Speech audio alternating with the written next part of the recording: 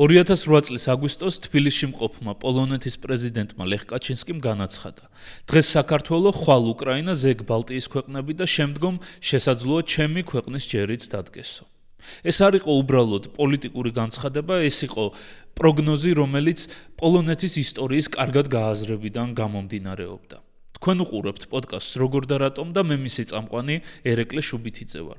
დღეს ვისაუბრებთ პოლონეთზე, მის როლზე ევროპის უსაფრთხოებაში და იმაზე, თუ რა როლი ითამაშა პოლონეთის და რუსეთის რთულმა ურთიერთობებმა თანამედროვე პოლონეთის ჩამოყალიბებაში. ამ მიმართულებით დღეს ჩემი სტუმარია ისტორიის მეცნიერებათა დოქტორი მიხეილ ბახტაძე. თუ მოგწონთ ჩვენი კონტენტი, გთხოვთ მოიწონოთ ჩვენი ვიდეოები, გამოიწეროთ ჩვენი YouTube-ის არხი და ქვემოთ კომენტარებში დაგვიწეროთ თუ რა თემაზე ისურვებდით შემდეგ ეპიზოდს. დიდი მადლობა, რომ გვიყურებთ.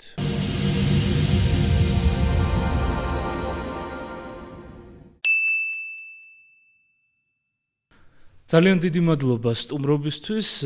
დღეს ვისაუბრებთ ძალიან საინტერესო თემაზე, ვისაუბრებთ პოლონეთზე.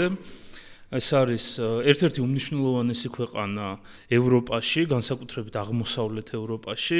მე რამდენიმე დღის წინ ვუყურებდი პოლონეთის სამჟამინდელ საგარეო საქმეთა მინისტრის ინტერვიუს, სადაც იგი განიხილავდა თუ რატომ გაზარდა პოლონეთმა თავდაცვის ხარჯები დაახლოებით 5%-მდე და მან ესეთი რაღაცა თქვა, რომ პოლონელებს ურჩევნიათ ბალახი ჭამონ, ვიდრე კიდევ ერთხელ გახდნენ რუსეთის იმპერიის ნაწილი. და ჩემი აზრით ეს საერთო ჯამში ასახავს იმ დამოკიდებულებებს, იმ ისტორიულ ურთიერთობებს, რა ისტორიული ურთიერთობების ჩამოყალიბდა პოლონეთსა და რუსეთს შორის და დიდწილად შეიძლება ითქვას, რომ დღევანდელი პოლონეთი გამომდინარეობს იმ ისტორიული მეხსიერებიდან, რა მეხსიერებაც ჩამოუყალიბდათ ბოლო რამდენიმე საუკუნის განმავლობაში, განსაკუთრებით რუსეთთან ურთიერთობების მიმართულებით. ზუსტად ამიტომ ვფიქრობ, რომ ძალიან საინტერესო იქნება, რომ განვიხილოთ, საიდან დაიწყო პოლონეთის და რუსეთის ურთიერთობები, რა ტიპის ურთიერთობები იყო ეს და ყოველთვის ესე რთული ურთიერთობა იყო თუ ეს ურთიერთობები განვითარდა რაღაც პერიოდის განმავლობაში. ხო, მადლობა პირველ რიგში მოწვევისთვის. ეს ურთიერთობა პოლონეთის და რუსეთთან, რუსულ სამყაროსთან იწყება სადღაც მე-10 საუკუნის ბოლოდან, მე-11 საუკუნიდან და რამოდენიმე ეტაპი გაიარა მან. თქვათ მე-11 და მე-13 საუკუნეები ეს არის ურთიერთობა კიევის სამთავროსთან, კიევის დიდი სამთავროს დასლის შემდეგ იმ წარმოქმნილ სამთავროებთან, განსაკუთრებით ჰალიჩის და ვოლინის სამთავროებთან და ეს არის ესეთი ჩვეულებრივი ურთიერთობა, როგორც არის მეზობლებს ხოლმე. ხან არის ომი, ხან არის მშვიდობა, მაგალითად 1018 წელს პოლონეთის მეფემ ბოლესლავ მამაცმა კიევი აიღო და ეს ითვლებოდა მაშინ მის ძალიან დიდ წარმატებად. იაროსლავ ბრძენი განდევნა და მისი ძმა აიყვანა ტახტზე. და ეს ურთიერთობა ესეთია, როგორც ორ მეზობელს შორის. თუმცა აქ ალბათ ხაზი უნდა გაუსვათ იმას, რომ ეს სხვა რუსეთია. ეს არის მონღოლებამდელი რუსეთი. 1240 წელს, როდესაც მონღოლებმა კიევი აიღეს. ითვლება, რომ ეს არის აი ამ მონღოლებამდელი რუსეთის დასასრული, რომელიც იყო ცივილიზებული სამყარო, ქონდა ურთიერთობა პოლონეთთან, ჩეხეთთან, უნგრეთთან, ბიზანტიასთან. იგივე ღირებული, ეს არ არის მარტო ჩემი აზრი, თავად რუსი მკვლევარების ნაწილიც ამათ ამბობს. იგივე ღირებულებები ქონდა და ასე ვთქვათ, იყო ევროპული ტიპის ცივილიზაცია. აი მერე იცვლება ყველაფერი, როდესაც მონღოლთა ბატონობის პერიოდში იწყება უკვე მოსკოვის დაწინაურება, რა, ივანე I კალიდადან მოყოლებული და აი იწყება მათი პოლონეთისა და რუსეთის ურთიერთობის უკვე ახალი ეტაპი. პოლონეთი უკავშირდება რუსეთს, სადღაც უკვე მე-14 საუკუნის ბოლოს ლიტვის გავლით. ეხლა ამ დროს ცალკე არსებობს პოლონეთის სამეფო და ცალკე არსებობს ლიტვის დიდი სამთავრო, რომელიც უშუალოდ ესაზღვრება მონღოლეთი, მოსკოვის სამთავროს და აი იქ არის უკვე ეს ტერიტორიული დავა, თქვათ ნოვგოროდისთვის, სმოლენსკისთვის, ფსკოვისთვის. საქმე იმაში არის, 1386 წელს ლიტვის მთავარი იაგელო გახდა პოლონეთის მეფე. 1386 წელს დაიდო, ესე ვთქვათ, პერსონალური უნია. ცალ-ცალკე სახელმწიფოებია, მაგრამ ერთი მმართველი ყავთ. აი იქიდან მოყოლებული პოლონეთი, გამომდინარე იქიდან რომ გახდა უკვე უნიის წევრი ლიტვის დიდ სამთავროსთან, უკვე ჩაება აღმოსავლურ საკითხებში, თორე უშუალო საზღვარი, თქვათ, იმ მომენტში ჯერ რუსებთან არ აქვს. აი მე-15 საუკუნის დასაწყისიდან იწყება ეს ურთიერთობა, მაგალითად ლიტვის დიდი მთავარია ვიტოლდი, რომელიც მოსკოვის სამთავროს ებრძვის, რამოდენიმეჯერ გაიმარჯვა, რამოდენიმეჯერ დამარცხდა. 1579 წელს იდება ლუბლინის ცნობილი უნია, რომლითაც ლიტვის დიდი სამთავრო და პოლონეთის სამეფო ხდება უკვე ერთი სახელმწიფო. ეს არის ზუსტად ის პერიოდი, როდესაც მოსკოვში უკვე ივანე მეოთხე მრისხანე არის. 1557 წელს ივანე მრისხანე ეკუთხა მეფე. ძალიან საინტერესოა, რომ პოლონელები და ლიტვები მას მეფედ არ ცნობდნენ. არ აღიარებდნენ და არასდროს მეფეს არ უწოდებდნენ მას. და ივანე მეოთხე, რომლის დროსაც რუსეთი მოსკოვი როგორც პოლონელები მას ეძახდნენ, ძლიერდება, თქვათ აღმოსავლეთში იწყება ციმბირის დაპყრობა, ასტრახანისა და ყაზანის სახანოების დაპყრობა და დასავლეთითკენ უჩნდება პრეტენზია ლივონიაზე. ლივონია ეს არის დღევანდელი ესტონეთი და ლატვია. და იწყება აი ეს ომი უკვე ლივონიის ცნობილი ომი, რომელშიც არის ჩაბმული უკვე პოლონეთიც, ლიტვაც, აქ არის მაგალითად ცნობილი მეფე სტეფანე ბატორი, რომელიც ამარცხებს რუსებს და ფსკოვს დაიკავებს. მე-17 საუკუნის დასაწყისში, როდესაც რიურიკოვიჩების დინასტია სრულდება, ბორის გოდუნოვი გარდაიცვლება, იწყება რუსეთში არეულობა, რომელსაც სმუტას ეძახიან. აქ პოლონელები ამდენიმე გამარჯვებას მიაღწევენ და 1611 წელს იკავებენ მოსკოვს. კრემლში შედიან. სხვათა შორის ეს 2 წელი იყვნენ ისინი კრემლში. აქ იყო მცდელობა, რომ შექმნილიყო უნია, პოლონეთი, ლიტვის დიდი სამთავრო და მოსკოვი. მოსკოვის ტახტზე უნდა დაესვათ პოლონეთის მეფის ზიგმუნდ მესამის ვაჟი ვლადისლავ მეოთხე. ის მიიღებდა მართლმადიდებლობას და ასე ვთქვათ, ახალი უნია იქნებოდა. უბრალოდ ამის კატეგორიული წინააღმდეგი იყო რუსეთის სამღვდელოება, მიტროპოლიტი გერმოგენი, ბოიარების დიდი ნაწილი და აღიქვამდნენ ბუნებრივია როგორც ოკუპანტებს და 2 წლის მერე დაიწყო დიდი აჯანყება და პოლონელები იძულებული გახდნენ ეს კრემლი დაეტოვებინათ. თუმცა ის რომ მათ კრემლი აიღეს და კრემლში იყვნენ ისტორიულ მეხსიერებაში პოლონელებს დარჩათ. ისევე როგორც ისტორიულ მეხსიერებაში დარჩათ, ამაზე ალბათ მერე ვისაუბრებთ 1920 წლის გამარჯვება ვარშავასთან. იმდენად დარჩათ მეხსიერებაში, რომ სულ ეხლა დავოსის სამიტი რო იყო შეხვედრები, იქ პოლონეთის პრეზიდენტმა კაროლ ნავროცკიმ თქვა ესეთი რამე, რომ არ დაგავიწყდეთ, რომ ჩვენიც ხალხი ვართ, ვისაც რუსების დამარცხების გამოცდილება გვაქვსო. ეს მატჩი ძალიან დარჩა. შემდეგ ეს ურთიერთობა ესე გრძელდება, ძალიან რთულდება ეს ურთიერთობა 1648 წლიდან, როდესაც უკრაინაში იწყება ბოგდან ხმელნიცკის მოძრაობა. ეს ურთულესი პერიოდია პოლონეთისთვის, უკრაინისთვის, რუსეთისთვის და საბოლოო ჯამში აქედან გამარჯვებული გამოდის რუსეთი, რომელიც დებს ანდრუსოვის ზავს პოლონეთთან, რომელთაც პოლონეთმა ფაქტობრივად უფრო ზუსტად ჟეჩი პოსპოლიტამ, იმიტომ რომ ეს ერთიანი სახელმწიფოა ლიტვა და პოლონეთი, დნეპრის მარცხენა ნაპირი დაუთმა რუსეთს. რუსებს დარჩათ კიევიც. კიევი წესით 2 წლის მერე უნდა დაებრუნებინათ ზავის დადებიდან, მაგრამ რუსები როგორ ასრულებენ ამ პირობებს, კარგად ვიცი და თქო და კიევი არ დააბრუნეს. აი აქედან იწყება უკვე ის, რომ რუსეთი ხდება დომინანტი აღმოსავლეთ ევროპაში. პოლონეთისთვის ეს კრიზისი იწყება, ძალიან მძიმე პერიოდია და განსაკუთრებით რთულდება ვითარება მე-18 საუკუნის დასაწყისში, როდესაც პოლონეთის მეფე ხდება საქსონიის კურფიურსტი ავგუსტ მეორე. რომელიც 1699 წელს ისე რომ სეიმს არ უთანხმებს, დებს ხელშეკრულებას პეტრე პირველთან და ჩაებმება იმ ცნობილ ჩრდილოეთის დიდ ომში, როდესაც პეტრე ავგუსტი ებრძვიან შვედეთის მეფე კარლოს მე-12-ს. კარლოს მე-12 ბრწყინვალე სარდალი იყო, ომის პირველ ეტაპზე პოლტავის ბრძოლამდე დაამარცხა რუსებიც, პოლონელებიც და ავგუსტი, რომელიც ერთდროულად არის საქსონიის მმართველიც და არის აი ამ ჟეჩი პოსპოლიტას მეფეც, დამარცხებული, იძულებული არის დახმარებას სთხოვოს პეტრე პირველს. და 1714 წელს ის დებს ნარვაში ხელშეკრულებას პეტრესთან, რომელიც თითქოს არის თანასწორთა ხელშეკრულება, მაგრამ ამ ხელშეკრულებით რუსეთს ეძლევა უფლება სამხედრო მოქმედებები აწარმოოს პოლონეთის ნებისმიერ ტერიტორიაზე. აი აქედან მოყოლებული რუსეთი იწყებს დომინაციას პოლონეთში. მეფეების არჩევა, ეხლა ჟეჩპოსპოლიტა არჩევითი მონარქია იყო. არჩევნები ტარდება ისე, რომ იქ რუსული ჯარი დგას და აი აქედან მოყოლებული ნელ-ნელა ამას რუსეთის აი ამ განზრახვას უერთდება ავსტრია და პრუსია, იმიტომ რომ არც ერთ არ აწყობს აქ ძლიერი სახელმწიფო მათ შორის.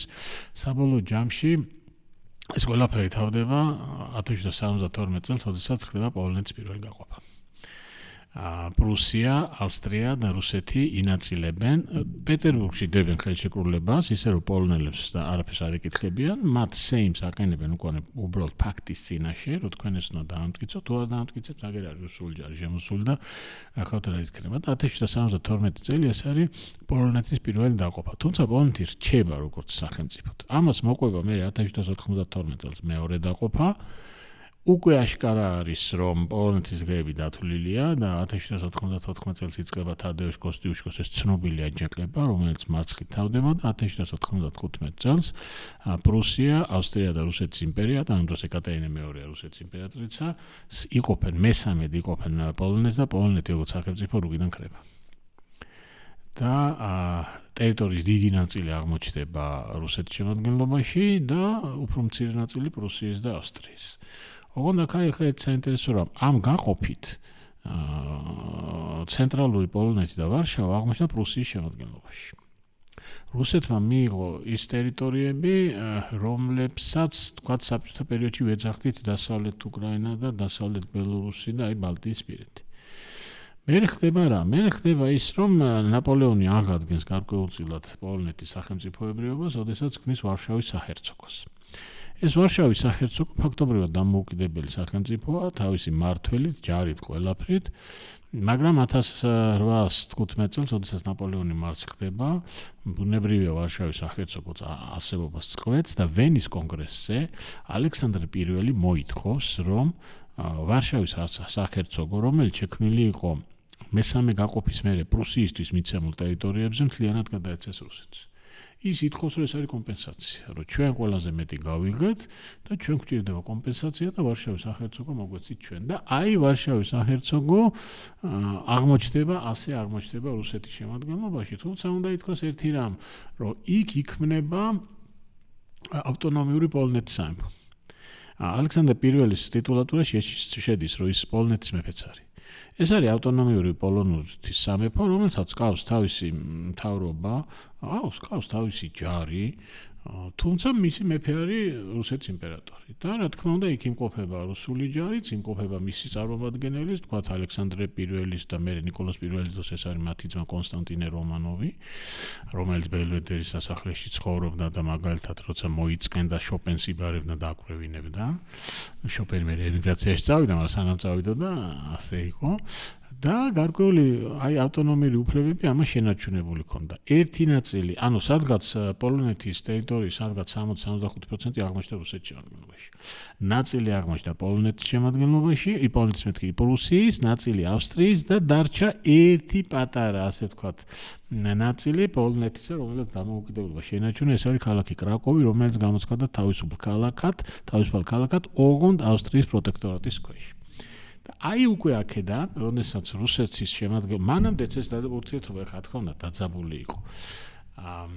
განსაკუთრებით აი უკვე მე-18 საუკუნის ბოლოდან, როცა ეკატერინე აშკარად იწყებს პოლონეთის წინააღმდეგ ბრძოლას, ბუნებრივია პოლონელებს უჩნდებათ საფასუხო რეაქცია და ეს ყველაფერი ნელ-ნელა გადადის უკვე ძალიან ანტირუსულ განწყობებში, მაგრამ განსაკუთრებით იწყება ეს უკვე მასმე რაც აღმოჩნდნენ ისინი რუსეთის იმპერიის შემადგენლობაში, იმიტომ რომ რუსეთის იმპერია იქ იწყებს უკვე რუსიფიკაციას. რუსიფიკაციის გარდა ამას ემატება ერთი რამ, რუსეთი მართლმადიდებლური იმპერია, პოლონელები კათოლიკეები არიან. ესე ჩამოყალიბდა, რომ პოლონელებისთვისაც კათოლიკე გახდა პოლონელის სიმბოლო, იმიტომ რომ თავისი ისტორიის მანძილზე პოლონელებს კათოლიკეებთან ფაქტობრივად არ უბრძოლიათ. პოლონელებისთვის წერი ვინ იყო? პოლონელისთვის წერი იყო ერეტიკოსი შვედი, იმიტომ რომ ისინი პროტესტანტები იყვნენ, სქიზმატი რუსი, იმიტომ მართლმადიდებელია და ისა რა ქვია, ურწმუნო ოსმალო. ამიტომ ჩამოუყალიბდათ ესეთი ის, რომ კათოლიკე არის იგივე პოლონეთი. ამ რუსეთის იმპერიაში გარდა იმისა, რომ რუსიფიკაცია მიდის, კათოლიკური ეკლესიაც იდევნება. და ბუნებრივია ყალიბდება რეაქცია ამ ყველაფრის დაცვასთან დაკავშირებით. განსაკუთრებით რთულდება ვითარება 1930 წლის აჯანყების მერე. ეხლა მიუხედავად იმისა, რომ ავტონომიური სამეფო აქვს, თქვა ჩვენს დაგვიყვა რა რუსეთმა 19 საუკუნის დასაწყისში, ქართლი, იმერეთი, მერე სამთავროები, მაგრამ ჩვენ უშუალოდ შეგვიერთა. აი პოლონელებს ესე ქონდათ, პოლონელები ანსხვავებენ ერთმანეთისაგან მიწებს, რომლებიც რუსეთის შემადგენლობაში შევიდა. ერთს ეძახიან პოლონეთის სამეფოს და იმ მიწებს, რომლებიც მანამდე წაიღო, იმას ეძახიან მიტაცებულ მიწებს. და მიტაცებული მიწები რუსეთის გუბერნიებია, მაგრამ აი ვარშავის საჰერცოგო, რომელიც მერე პოლონეთის ავტონომიური სამეფო გახდა, ის ვიმეორებ გარკვეულ დამოუკიდებლობა აქვს, მაგრამ ეს პოლონელებისთვის მაინც მეუღებელი. თან ეს არის 1930 წელი, როდესაც ევროპაში რევოლუციები იწყება, ეგ საფრანგეთის რევოლუცია, ბელგიის რევოლუცია და ეს თავისუფლების ტალღა აღწევს პოლონეთამდეც და პოლონელები იწყებენ აჯანყებას. მე კიდევ ერთხელ გავიმეორებ, რომ პოლონეთის ავტონომიური სამეფოს თავისი ჯარი ყავს. ანუ ისინი სამხედრო თვალსაზრისით მომზადებულები არიან და იწყებენ ამ 1930 წლის აჯანყებას. ბელვედერის სასახლეში შეიჭრენ და კონსტანტინე რომანოვმა ძლივს გამოასწრო. მაგრამ აჯანყება ერთი წელი გაგრძელდა, მაგრამ ძალები ძალიან არათანაბარია, ხო? ამხელა უზარმაზარი იმპერია. თან იმპერატორი არის ნიკოლოზ I უკვე, რომელსაც ესეთი კატასტროფული შიში აქვს ყოველგვარი რევოლუციის და აჯანყების, არის ესეთი გადმოცემა, რომ ტახტზე ასვლისას ნიკოლოზმა თქვა, რომ მე ტახტზე ავდივარ იმ დროს, როცა რევოლუცია მოადგა რუსეთის საზღვრებს, მაგრამ სანამ იმპერატორი ვარ, ის რუსეთში ვერ შემოვა. ეს სწორედ ის იმპერატორია, რომელმაც 1858 წელს უნგრეთის აჯანყება ჩაახშო, იმიტომ რომ ავსტრიელებმა თხოვეს და აი ეს ტერმინი რუსეთი ევროპის ჟანდარმი ნიკოლოზ I-ის დროს ჩნდება. ამიტომ ბუნებრივია მისი რეაქცია აჯანყებაზე იყო ძალიან სასტიკი. თან ერთი რამეა, აჯანყება რუსეთის პოლონეთში, მოდი ესე ვთქვათ, არ აწყობს არც პრუსიას და არც ავსტრიას, იმიტომ რომ მათაც აქვთ მიტაცებული პოლონური მიწები და ვაი და აქ რო რამე მოხდეს და აქ რო თავისუფალი პოლონეთი აღდგეს, მერე რა მოვა პრუსიის და ავსტრიის კუთვნილ მიწებს. ამიტომ პოლონელები დახმარებას ვერ იგებენ ვერსაიდან. კი ბატონო, იქ თქვათ ინგლისი და საფრანგეთი დაინტერესებულია მათთან კარგი ურთიერთობით და რაღაცებს პირდებიან, მაგრამ საზღვარი არ აქვთ, არაფერი არ აქვთ, ვერ ეხმარებიან და ერთი წლის მერე 1931 წელს აჯანყება დამარცხდა და დაიწყო რუსეთმა სასტიკი ანგარიშწორება. აი ბრუტალური ანგარიშწორება დაიწყო რა და ეს კიდე უფრო ბუნებრივია ამას მოყვა პოლონელების რეაქცია უკვე ძალიან მძაფრი. მთელი ეს პერიოდი მერე მიმდინარეობს რუსიფიკაცია, სხვათა შორის პრუსიაში მიმდინარეობს კულტურკამფი და იქ გერმანიზაცია ხდება. შედარებით უკეთესი მდგომარეობა აქვს კრაკოვში, რადგან ის ავტონომიურია და ვთქვათ ავსტრიის ხალიციაში. თუმცა 19 საუკუნის 50-იან წლებში კრაკოვში იწყება აჯანყება, რომელიც მარცხით თავდება და ამას სარგებლობს ავსტრია და კრაკოვს იკავებს. ანუ ის თავისუფალი პატარა ტერიტორია ისიც აღარ არსებობს. რუსეთი, ხო, ეხლა როგორია იცით პოლონელი არისტოკრატიის დამოკიდებულება, რაღაცა ნაწილი ფიქრობს, რომ შეიძლება რუსეთთან თანამშრომლობა. დაგვამარცხეს, იმპერიაში ვართ და მოდი რა გამოვიყენოთ. კეთილი განწყობა გქონდეს და რისი საშუალებაც არის იმპერიასთან გამოვიყენოთ თანამშრომლობით. ქართული ინტელიგენციის არისტოკრატიის ერთ ნაწილსაც ჰქონდა ესეთი დამოკიდებულება. მაგრამ მეორე ნაწილი არის ძალიან განწყობილი საწინააღმდეგოდ. და საბოლოო ჯამში 1873 წელს იწყება კიდე მეორე დიდი აჯანყება.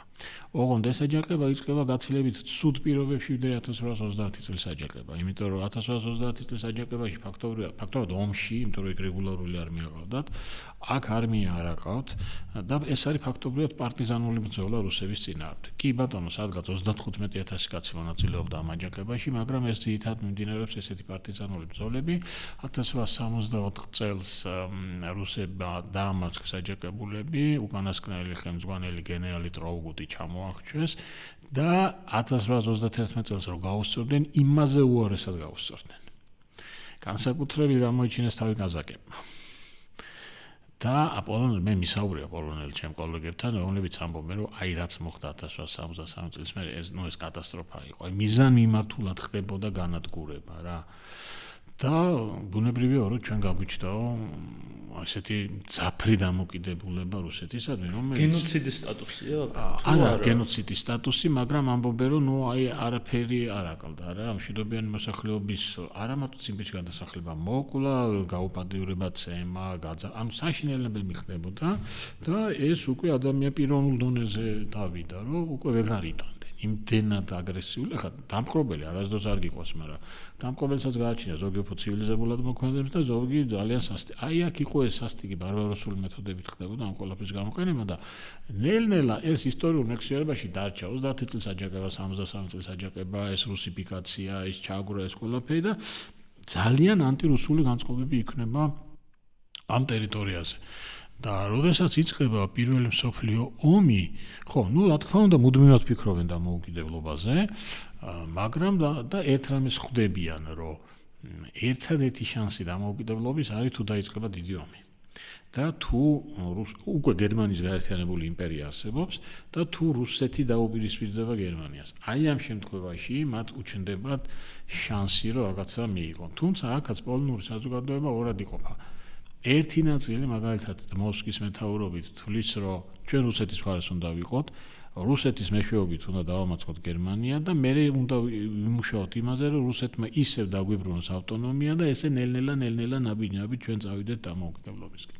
არის მეორე პოზიცია, პილსუდსკის პოზიცია, რომელიც ამბობს, რომ არა, პირიქით, ჩვენ გერმანიისა და ავსტრიის მხარეს უნდა ვიყოთ ამ დიდ ომში, რომ რუსეთი დამარცხდება და მე ჩვენ მოვაქალაქებთ ჩვენი იმის აღდგენას, რა ვთქვა, დამოუკიდებლობის აღდგენას და სწორედ ავსტრიის დროშის ქვეშ ქმნის პილსუდსკი თავის პირველ სამხედრო ნაწილებს, პოლონურ ლეგიონებს, რომლებიც მონაწილეობენ ამ პირველ მსოფლიო ომში. პოლონელები ნაწილი მონაწილეობს რუსეთის მხარეს, ნაწილი ავსტრიის მხარეს, მოკლედ პირველ მსოფლიო ომში ისინი გაყოფილები არიან, მაგრამ ამაზე ბევრი რო არ ვისაუბროთ, შეგვიძლია ვთქვათ ესეთი რამე, რომ ამ პირველ მსოფლიო ომმა, როგორც ჩვენ მოგვიტანა თქვათ საქართველოს და კავკასიის სახელმწიფოებს დამოუკიდებლობა, ასევე მოუტანა დამოუკიდებლობა პოლონეთს. 1918 წლის 11 ნოემბერს გამოცხადდა პოლონეთის დამოუკიდებლობა და სახელმწიფოს მეთაურად დაინიშნა იოზეფ პილსუდსკი.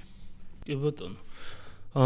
ძალიან საინტერესო მიმოხილვა იყო და შედარებით თანამედროვე პერიოდზე გადავდივართ. პირველი მსოფლიო ომის შემდეგ რუსეთის იმპერია იშლება, საქართველო, კავკასიის სხვადასხვა ქვეყნები, რუსეთის იმპერიაში შემავალი ბევრი აღმოსავლეთ ევროპის ქვეყანა დამოუკიდებლობას იძენს და მათ შორის პოლონეთიც იძენს დამოუკიდებლობას და აქ არის საინტერესო ერთი ფაქტი, რომ ჩვენ შემთხვევაში, საქართველოს შემთხვევაში პრაქტიკულად დამოუკიდებლობა დაგვრცელდა რამდენიმე წელი და რუსეთმა პირდაპირ დაიწყო იმპერიის აღდგენა მიუხედავად იმისა, რომ ჯერ შიდა ტერიტორია არ იყო დალაგებული და სამოქალაქო ომი არ იყო დასრულებული, დაიწყო კავკასიის ტერიტორიების შემოერთება და იგივე სიტუაცია იყო თუ არა პოლონეთის მიმართულებით, თუ მათ უფრო დასალდათ დამოუკიდებელი ინსტიტუტების ჩამოყალიბება და ცოტა განვითარება, რომ იმ წითელ საფრთხეს, ასე ვთქვათ, ცოტა მომზადებულები შეხვედრილიყვნენ. ეხლა როგორ არის საქმე? პოლონელები ამბობენ ერთ რამეს, რომ ჩვენ დამოუკიდებლობა გამოაცხადეთ ქვეყნის, რომელსაც საზღვრები არ აქვს. დამოუკიდებლობა არ გამოაცხადეს, ვარშავაში გერმანული ჯარი იდგა. ის გერმანული ჯარი განაიარაღეს და ეს ითვლება ერთ-ერთ მნიშვნელოვან დღედ, რომ აი ის დაიწყო დამოუკიდებლობა. პოლონეთის დასავლეთის საზღვარი განსაზღვრა ვერსალის საზავო კონფერენციამ. გერმანიასა, დამარცხებულ გერმანიასა და პოლონეთს შორის. ეხლა საქმე რა შეეცით, პოლონელები გარდა იმისა, რომ იბრძოდნენ, ისინი დიპლომატიურად მუშაობდნენ. და აი მოსკი იყო ზუსტად წასული პარიზში, იქ მუშაობდა ფრანგებთან და ბრიტანელებთან და მოახერხა იმას, რომ პარიზში მყოფი პარიზული პოლონური კომიტეტი საფრანგეთმა და ინგლისმა ცნო როგორც თავისი მოკავშირე. და საფრანგეთის ტერიტორიაზე სხვათა შორის ჩამოყალიბდა პოლონური არმია, რომელიც მერე ძალიან დიდ როლს ითამაშებს 1920 წელს და ანუ 18 წლისთვის ეს საგარეო ორიენტაცია მათ უკვე აქვთ, ისინი ითვლებიან საფრანგეთისა და ინგლისის მოკავშირეებად. პრობლემა იყო აღმოსავლეთის საზღვარი. ეხლა საქმე რაშია? საფრანგეთია ძალიან დაინტერესებული პოლონეთის აღდგენით. რატო? იმიტომ რომ რუსეთის იმპერიის დაშლის შემდეგ მას ჭირდება საპირწონე გერმანიის აღმოსავლეთ საზღვარზე. და ამ როლს ვერ ითამაშებს საბჭოთა რუსეთი, ეს როლი უნდა ითამაშოს პოლონეთმა. თუმცა მაგალითად ბრიტანეთის წინააღმდეგი იყო. ლოიდ ჯორჯი იყო წინააღმდეგი, ამბობდა რომ პოლონეთის აღდგენა ევროპის ცენტრში პრობლემების მეც არაფერს არ შეგვიქმნის, მაგრამ ფრანგების დახმარება და ძალიან სერიოზულმა დახმარებამ, რა თქმა უნდა, მათ საშუალება მისცა, რომ სახელმწიფო სწრაფად ჩამოეყალიბებინა. თუმცა აღმოსავლეთ საზღვრისთვის მუდმივი ომები აქვთ. ჯერ ომი აქვთ უკრაინასთან, იმიტომ რომ უკრაინელები თავის დამოუკიდებელ სახელმწიფოს ქმნიან და პოლონელებს და უკრაინელებს საკმაოდ დიდი ტერიტორია ჰქონდათ, ხალიცია ჰქონდათ, ისა რა ქვია, სადაო ტერიტორია. უკრაინელები ამბობდნენ ჩვენია, პოლონელები ამბობდნენ რომ არა, ეს არის ჩვენი, მოსახლეობაც შერეული იყო. სადღაც 1919 წელს ხდება პირველი შეტაკებები საბჭოთა რუსეთის არმიასთან, მაგრამ ამ დროს საბჭოთა რუსეთი ჯერ კიდევ დაკავებული არის სამოქალაქო ომით და ვთქვათ ესეთი საშუალება რომ დიდი შეტევა დაიწყოს არ აქვს.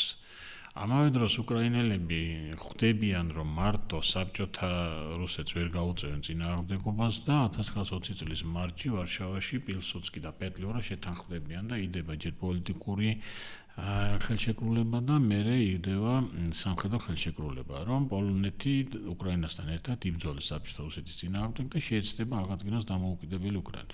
ეხლა საქმე რა შეეცეთ? პილსუდსკის ჰქონდა ესეთი იდეა. პილსუდსკი ხვდებოდა, რომ პოლონეთი ზოგადად ძალიან რთულ ვითარებაში. აღმოსავლეთით ყავს ერთი მოწინააღმდეგე რუსეთი და დასავლეთით ყავს მეორე მოწინააღმდეგე გერმანია. მართალია გერმანია დამარცხებულია, მაგრამ პოტენციაში რა მოხდება არავინ არ იცის. და ამ ეტაპზე ძალიან დიდი საშიშროება არის საბჭოთა რუსეთი და პილსუდსკი ცდილობს შექმნას ფედერაცია. უბრალოდ კონფედერაცია, რომელშიც შევა პოლონეთი, ლიტვა, უკრაინა, ბელორუსი. ანუ უნდა აღადგინოს ის ძველი რეჩპოსპოლიტა, რომელიც იყო. მაგრამ არ გამოდის, იმიტომ რომ ამ უკრაინელებსაც, ბელორუსებსაც, ლიტველებსაც დამოუკიდებლობა სურთ. მაშინ პილსუდსკი ამბობს, რომ შევქმნათ უბრალოდ კავშირი. დიდი ანტირუსული კავშირი, რომელშიც მოიაზრება ლიტვა, ლატვია, ესტონეთი, უკრაინა, ბელორუსი, პოლონეთი და კავკასიაში საქართველო და აზერბაიჯანი. ანუ ჩვენც მოვიაზრებით აი ამ დიდ გაერთიანებაში. თეორიულად ამაში მერე უნგრეთი, რუმინეთი და ისიც უნდა ჩაერთოს. 1920 წლის მარტის ბოლოს საქართველოში ჩამოდის დელეგაცია ძალიან ცნობილი დიპლომატის, პილსუდსკის პირადი მეგობრის, ტიტუს ფილიპოვიჩის ხელმძღვანელობით. ეს დელეგაცია არის ჯერ თბილისში, მერე გადადის ბაქოში. ოფიციალურად ჩამოდის, იმიტომ რომ აქ მყოფი პოლონელების ბედზე, ეს არიან ტოლვილი პოლონელები, აქ იგულისხმებიან იცით ვინ. პირველ მსოფლიო ომში, როდესაც გერმანია აღმოსავლეთის ფრონტზე წარმატებებს მიაღწია და დაიკავა პოლონეთის ტერიტორიები, რომლებიც ადრე რუსეთში იყო, რუსებმა იქ აიძულეს პოლონელები, რომ ეს ტერიტორია დაეკავებინან და ასე ვთქვათ, ტოლვილების სახით წამოსულიყვნენ რუსეთის იმპერიის სხვადასხვა გუბერნიებში და მათ შორის კავკასიაში ჩამოვიდნენ. და ფილიპოვიჩის ოფიციალური მისია არის აი ამ ტოლვილების დახმარება და ასევე კავკასიის ფრონტზე მყოფი რუსეთის იმპერიის ყოფილი ჯარში პოლონელები, ვინც იყვნენ მათი დაბრუნება სამშობლოში, მაგრამ არაოფიციალური დავალება არის, რომ დიპლომატიური ურთიერთობები იყოს და აი ეს ერთობლივი კავშირი რო შეიქმნოს. უბრალოდ აღარ დაგცალდა, იმიტომ რომ თბილისის მერე ფილიპოვიჩი ჩავიდა ბაქოში და სამწუხაროდ იქ იყო, როცა ბაქოში საბჭოთა ხელისუფლება დამყარდა და ტყვედ ჩავარდა და მე რუსებმა მოსკოვში წაიყვანეს და რამოდენიმე წელი სხვადასხვა მოსკოვში იყო ტყვედ და მერე გაანთავისუფლეს. რაც შეეხება აი უკრაინასთან კავშირს, ეს ძალიან ისეთი აღმოჩნდა ეფექტური 1920 წლის 7 მაისს კიევი გაანთავისუფლეს. ეს ძალიან დიდი წარმატება იყო, მაგრამ აქ პრობლემა ის იყო, რომ პეტლიურა ვერ ახერხებს ძლიერი უკრაინული სახელმწიფოს შექმნას. ვერ ახერხებს ძლიერი უკრაინული არმიის შექმნას, ანუ მთელი ტვერთი გადადის მაინც პოლონეთზე. ამ დროს საბჭოთა ხელისუფლება იწყებს დიდ შეტევას პოლონეთის წინააღმდეგ, რა ქვია, იცვლება დასავლეთის ფრონტის სარდალი, დასავლეთის ფრონტის სარდლად ინიშნება მანამდე კავკასიის ფრონტის სარდალი, შემდგომში ცნობილი საბჭოთა მარშალი მიხაილ ტუხაჩევსკი. და 1920 წლის ივნისში საბჭოთა რუსეთი იწყებს დიდ შეტევას პოლონეთის წინააღმდეგ. მიზანი არის არა მარტო უკრაინის დაკავება, არა მარტო პოლონეთის დამარცხება, არამედ გერმანიაში გასვლაც კი. ესეთი ლოზუნგი იყო, რომ თეთრი დამარცხებული პანების, ანუ პოლონელი შლახტის ზურგზე გადავივლით და იმას ვიზამთ, აქვეა შევალთ გერმანიაში. იწყება ეს დიდი შეტევა 1920 წლის და პოლონელები ვერ ახერხებიან გააჩერონ საბჭოთა არმიები. მიუხედავად იმისა, რომ არის ფრანგების დახმარება, იარაღით არის დახმარება, მარშალ ვეიგანის მეთაურობით ფრანგული სამხედრო მისია ჩამოდის, მაგრამ უკვე ყველა ფიქრობს, რომ დღეს თუ არა ხვალ ვარშავა დაეცემა. და ვარშავის მერე უკვე გერმანია და მოსკოვში უკვე ეს დიდი იმედები აქვთ. ამავე დროს ეს დასავლეთის ფრონტი და საბჭოთა რუსეთის სამხრეთ-დასავლეთის ფრონტი უტევს ლვოვს. ძალიან საინტერესოა, რომ ამ ფრონტის რევოლუციური საბჭოს წევრი არის იოსებ სტალინი. ლვოვს უტევს ცნობილი საბჭოთა პირველი ცხენოსანი არმია სიმონ ბუდიონის მეთაურობით და ლვოვის დაცვა არის ერთ-ერთი ძალიან მნიშვნელოვანი მომენტი ამ ომისა. თუმცა ეს ომი უფრო ცნობილი არის იმით, რასაც ქვია სასწაული ვისლაზე. როდესაც 1920 წლის აგვისტოში ყველასაგან უკვე გამოტისებულმა და დამარცხებისათვის განწირულმა პოლონეთმა მოახერხა კონჩეტევა ჩაატარა და ტუხაჩევსკის ფრონტი გაანადგურა. აი როგორც პირველ მსოფლიო ომის 1914 წელს არის სასწაული მარნაზე, როცა ფრანგებმა გერმანელები შეაჩერეს, ამას ქვია სასწაული ვისლაზე. და დაიწყო უკან დახევა საბჭოთა წითელი არმიის, პოლონელები გადმოვიდნენ შეტევაზე და ნელ-ნელა ამ ტერიტორიებს იბრუნებენ, თუმცა უკვე თვითონაც არ აქვთ ის რესურსი, რომ თქვა კიევამდე მოვიდნენ და უკრაინა აღადგინონ, ხო? თუმცა მინსკს იკავებენ. იწყება საზავო მოლაპარაკებები და საბოლოოდ 1921 წლის მარტში რიგაში იდება ზავი, რომლითაც ეს ომი სრულდება. ეხლა აქ არის ერთი ძალიან საინტერესო მომენტი, რასაც პოლონელი მეცნიერებიც ფიქრობენ. რამდენად, როგორ გითხრათ, გამართლებული იყო რიგის ზავის დადება. იმიტომ რომ რეალურად პოლონეთი სამხედრო ომს იგებს. და ასეთ პირობებში დადო რიგის ზავი, რომლის პირობებითაც შენ ფაქტობრივად პეტლიორას ტოვებ ჰაერში, იმიტომ რომ აღიარებ საბჭოთა უკრაინის რესპუბლიკას. ამავე დროს მინსკი აქვს დაკავებული პოლონურ ჯარებს, მაგრამ მინსკსაც უთმობს საბჭოთა ბელორუსიას. აი რამდენად მისაღები იყო ეს მინსკის ხელშეკრულება და ხომ არ ღირდა, თქვათ, გაგრძელება სამხედრო მოქმედებების, თუმცა მე თვითონვე ამბობენ, რომ რესურსი აღარ იყო. პოლონეთი საქართველოსთან შედარებით დიდი ქვეყანაა და გაცილებით დიდი რესურსი ჰქონდა და ამანაც უშველა რომ 1920 წელს გადარჩა, მაგრამ ხა მისი რესურსებიც ამოწურვადია რა, ამიტომ მეტის გაკეთება იმ მომენტში მათ არ შეეძლოთ. ერთი იყო რომ შეინარჩუნეს თავის დამოუკიდებლობა, შეინარჩუნეს თავისი საზღვრები და რასაც ისინი ყოველთვის ხას უსვამენ, ეს არის რომ მათ გადაარჩინეს ევროპა ბოლშევიკებს. პოლონელები ამბობენ, რომ მათ ორჯერ გადაარჩინეს ევროპა ბარბაროსებს. ერთხელ გადაარჩინეს 1693 წელს, როდესაც სობესკიმ ვენასთან დაამარცხა ყარავა მუსტაფა ფაშას უზარმაზარი არმია ვენის აღება რო უნდოდა და მეორეჯერ გადაარჩინეს 1920 წელს, როდესაც წითელი ატილა დაამარცხეს და არმიის წესმასუბრება შესულიყო ევროპაში. სხვა შორის ძალიან მნიშვნელოვანი იყო ლვოვის დაცვაც, იმიტომ რომ ლვოვის აგების შემთხვევაში სამხრეთ-დასავლეთ ფრონტი გადიოდა პირდაპირ უნგრეთში და უნგრეთში ის იყო დამარცხებული იყო უნგრეთის საბჭოთა რესპუბლიკა, აი ბელაკუნის და იმათი საბჭოთა რესპუბლიკა და მოვლენები რომ ესე განვითარებულიყო, უკვე არამარტო გერმანიაში რევოლუციაზე ოცნებობდნენ ბოლშევიკები, არამედ უნგრეთში რევოლუციაზეც და კაცმარიცის მერე რა მოხდებოდა. ასე რომ ამ შემთხვევაში ხო პოლონელებმა მართლაც რა ქვია დაიცვეს ეს თავის დამოუკიდებლობაც და პრინციპში ევროპაც როგორც თვითონ ამბობენ, მართლაც ესეა ხო პრინციპში, იმიტომ რომ თუ პოლონეთს დაამარცხებდნენ, მერე უკვე გერმანია იყო, უნგრეთი იყო, სადაც ვიმეორებ საკმაოდ ისეთი ძლიერი სოციალისტური მოძრაობები იყო, თუნდაც ბავარიის საბჭოთა რესპუბლიკა გავიხსენოთ და აგერ უნგრეთის საბჭოთა რესპუბლიკა ჩვენ ვახსენეთ, ხო? კი ბატონო. ეს გამარჯვება 1920 წელს ნამდვილად ძალიან მნიშვნელოვანი თემა იყო ევროპის დაცვის მიმართულებით. სხვათა შორის ამ 20 წელს გამარჯვებამ თავის დროზე და უფრო ზუსტად მაისში კიევის დაკავებამ ჩვენც გვიშველა, იმიტომ რომ ამ დროს საბჭოთა რუსეთმა უკვე დაიკავა აზერბაიჯანი და იყო პირველი მცდელობა საქართველოში შემოჭრისა.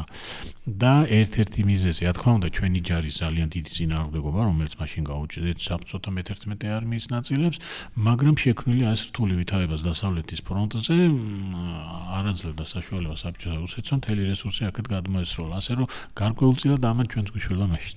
კი ბატონო.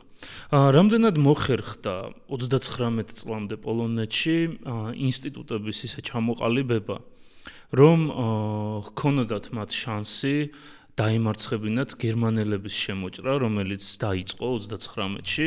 რო არ ჩართულიყო საბჭოთა კავშირი, ყველამ ვიცით, რომ რიბენტროპ-მოლოტოვის პაქტის მიხედვით საბჭოთა კავშირმა და ნაცისტურმა გერმანიამ ევროპა გაიყვეს, მიუხედავად იმისა, რომ რუსები არ აღიარებენ ამას, 51 წლამდე ისინი მოკავშირეები იყვნენ და ბრიტანეთი იყო პრაქტიკულად ერთადერთი ევროპული ქვეყანა, რომელიც მარტო ებრძოდა ნაცისტურ გერმანიას. საბჭოთა კავშირი უკვე მოგვიანებით ჩაერთო ამ ყველაფერში. მანამდე აწვდიდა ყველანაირ რესურსს და ეს გაყოფის პერიოდში ძალიან რთული ახლა ორ ფრონტზე ამხელა სახელმწიფოებს ებრძოლო. მაგრამ რამდენად იყო პოლონური საზოგადოება ემზადებოდნენ თუ არა ამ საშიშროებისთვის, იყო თუ არა მცდელობა, რომ რამენაირად ამ სიტუაციიდან გამომძვრალიყვნენ? ხო, მე გითხრით, რომ ეს პრობლემა მათ ჰქონდათ უკვე 1920 წლიდან, აქეთ გერმანია და აქეთ რუსეთი. საბჭოთა კავშირი. ორივეზე ჰქონდათ შიში, რომ ორივე ისა და ყოველთვის რომელი უფრო საშიშია. 1933 წლამდე ცალსახად უფრო საშიში იყო საბჭოთა რუსეთი ბუნებრივი. 33 წელსაც უკვე ჰიტლერი მოვიდა ხელისუფლების სათავეში და მესამე რაიხი შეიქმნა. უკვე გერმანული საფრთხეც წამოვიდა წინ. პოლონეთი მუშაობდა სხვათა შორის ძალიან საინტერესოდ მუშაობდა მათი დაზვერვა საბჭოთა კავშირშიც და მესამე რაიხში ძალიან საინტერესო ცნობები და ინფორმაციები ჰქონდათ და მუდმივად აი ამაზე ჰქონდათ აქცენტი გაკეთებული, რომ დაიცვან თავისი თავი. რა მიმართულებებით ჰქონდათ ეს ცნობები? სამხედრო მიმართულებით, პოლიტიკური მიმართულებით. ანუ საკმაოდ კარგად იყვნენ შესული. კი, საკმაოდ კარგად იყვნენ შესული ამაში და სხვათა შორის იყენებდნენ რას, რომ გაიყო ეს ტერიტორიები, პოლონელების ნაწილი დარჩა საბჭოთა კავშირში და მათ ნათესავები ყავდათ იქით და თქვათ თუმცა ამას საბჭოთა კავშირიც კარგად იყენებდა, იმიტომ რომ უკრაინელების ნაწილი თქვათ იქით იყო და ეს ძალიან საინტერესო ისეთ სადაზვერვო თამაში მიმდინარეობდა იქ. მაგრამ არის ერთი ძალიან ცნობილი ესეთი გადმოცემა, რომ პილსუდსკის კითხესო. რა უნდა ვქნათო თუ საბჭოთა კავშირი და გერმანია გაერთიანდა. პილსუდსკის პასუხი იყო ესეთი, რომ უნდა შევიკრიბოთ თავარ მოედანზე და ვთქვათ, რომ ბოლომდე ვიბრძოლებთ. რესურსი ამ ორი სახელმწიფოს წინააღმდეგ ერთობლივ ბრძოლის, რა თქმა უნდა, პოლონეთსაც არ ჰქონდა. არ ჰქონდა იმის რესურსიც, რომ მარტო ებრძოლა გერმანიის წინააღმდეგ, ხო, იმიტომ რომ გერმანული სამხედრო მანქანა, ვერმახტი, ძალიან ძლიერი იყო და პოლონეთი უბრალოდ ვერ გაუძლო და პოლონელების გათვლა იყო რა, რომ პოლონელებს კავშირი სახელმწიფოება აქვს დადებული საფრანგეთთან და ინგლისთან. და პოლონელების იმედი ეს იყო, რომ ჩვენ იმდენი ხანი უნდა გავძლოთ აღმოსავლეთის ფრონტზე, სანამ დასავლეთის ფრონტზე საფრანგეთი და ინგლისი არ დაიწყებს სამხედრო მოქმედებას და გერმანია აღმოჩნდება ორ ფრონტს შორის და ჯერ კიდე ბისმარკმა დაუბარა გერმანელებს ორ ფრონტზე არასდროს არ იბრძოლოთო და არც ერთხელ არ დაუჯერეს და ორივეჯერ წააგეს და ეს გადაარჩენდა, მაგრამ ისე წავიდა სიტუაცია, რომ ყველამ ვიცით ეს მე უცნაური ომი დასავლეთის ფრონტზე, როცა რეალურად საფრანგეთი და ბრიტანეთი არ ომობდნენ და გერმანიას დასავლეთით პრობლემები არ შეექმნა, ამიტომ მთელი თავისი სამხედრო მანქანა იყო უკვე გადმოსროლი აქეთ და მიუხედავად იმისა, რომ ძალიან გმირული ბრძოლები ჰქონდათ, თქვათ პოლონელებს იქ ვესტერპლატეს დაცვა და რაღაცეები, ვარშავის დაცვა სხვათა შორის და ვარშავის დაცვაში ქართველებმაც გამოიჩინეს მონაწილეობა, იმიტომ რომ ქართული სამხედრო ემიგრაციის ნაწილი პოლონეთის არმიაში მსახურობდა, ჩვენ გვყავდა 6 გენერალი პოლონეთის არმიაში და დაახლოებით 100-მდე ოფიცერი. და ისინი 1929 წელს იბრძოდნენ. ეს პირველი რესპუბლიკიდან წასული, აი ჩვენ იუნკერებს რო ვეძახით, დაახლოებით 40-მდე იუნკერი იყო, 60-მდე ოფიცერი და 6 გენერალი ყავდა ჩვენ. და სხვათა შორის პოლონელები ძალიან აფასებენ მათ დღესაც.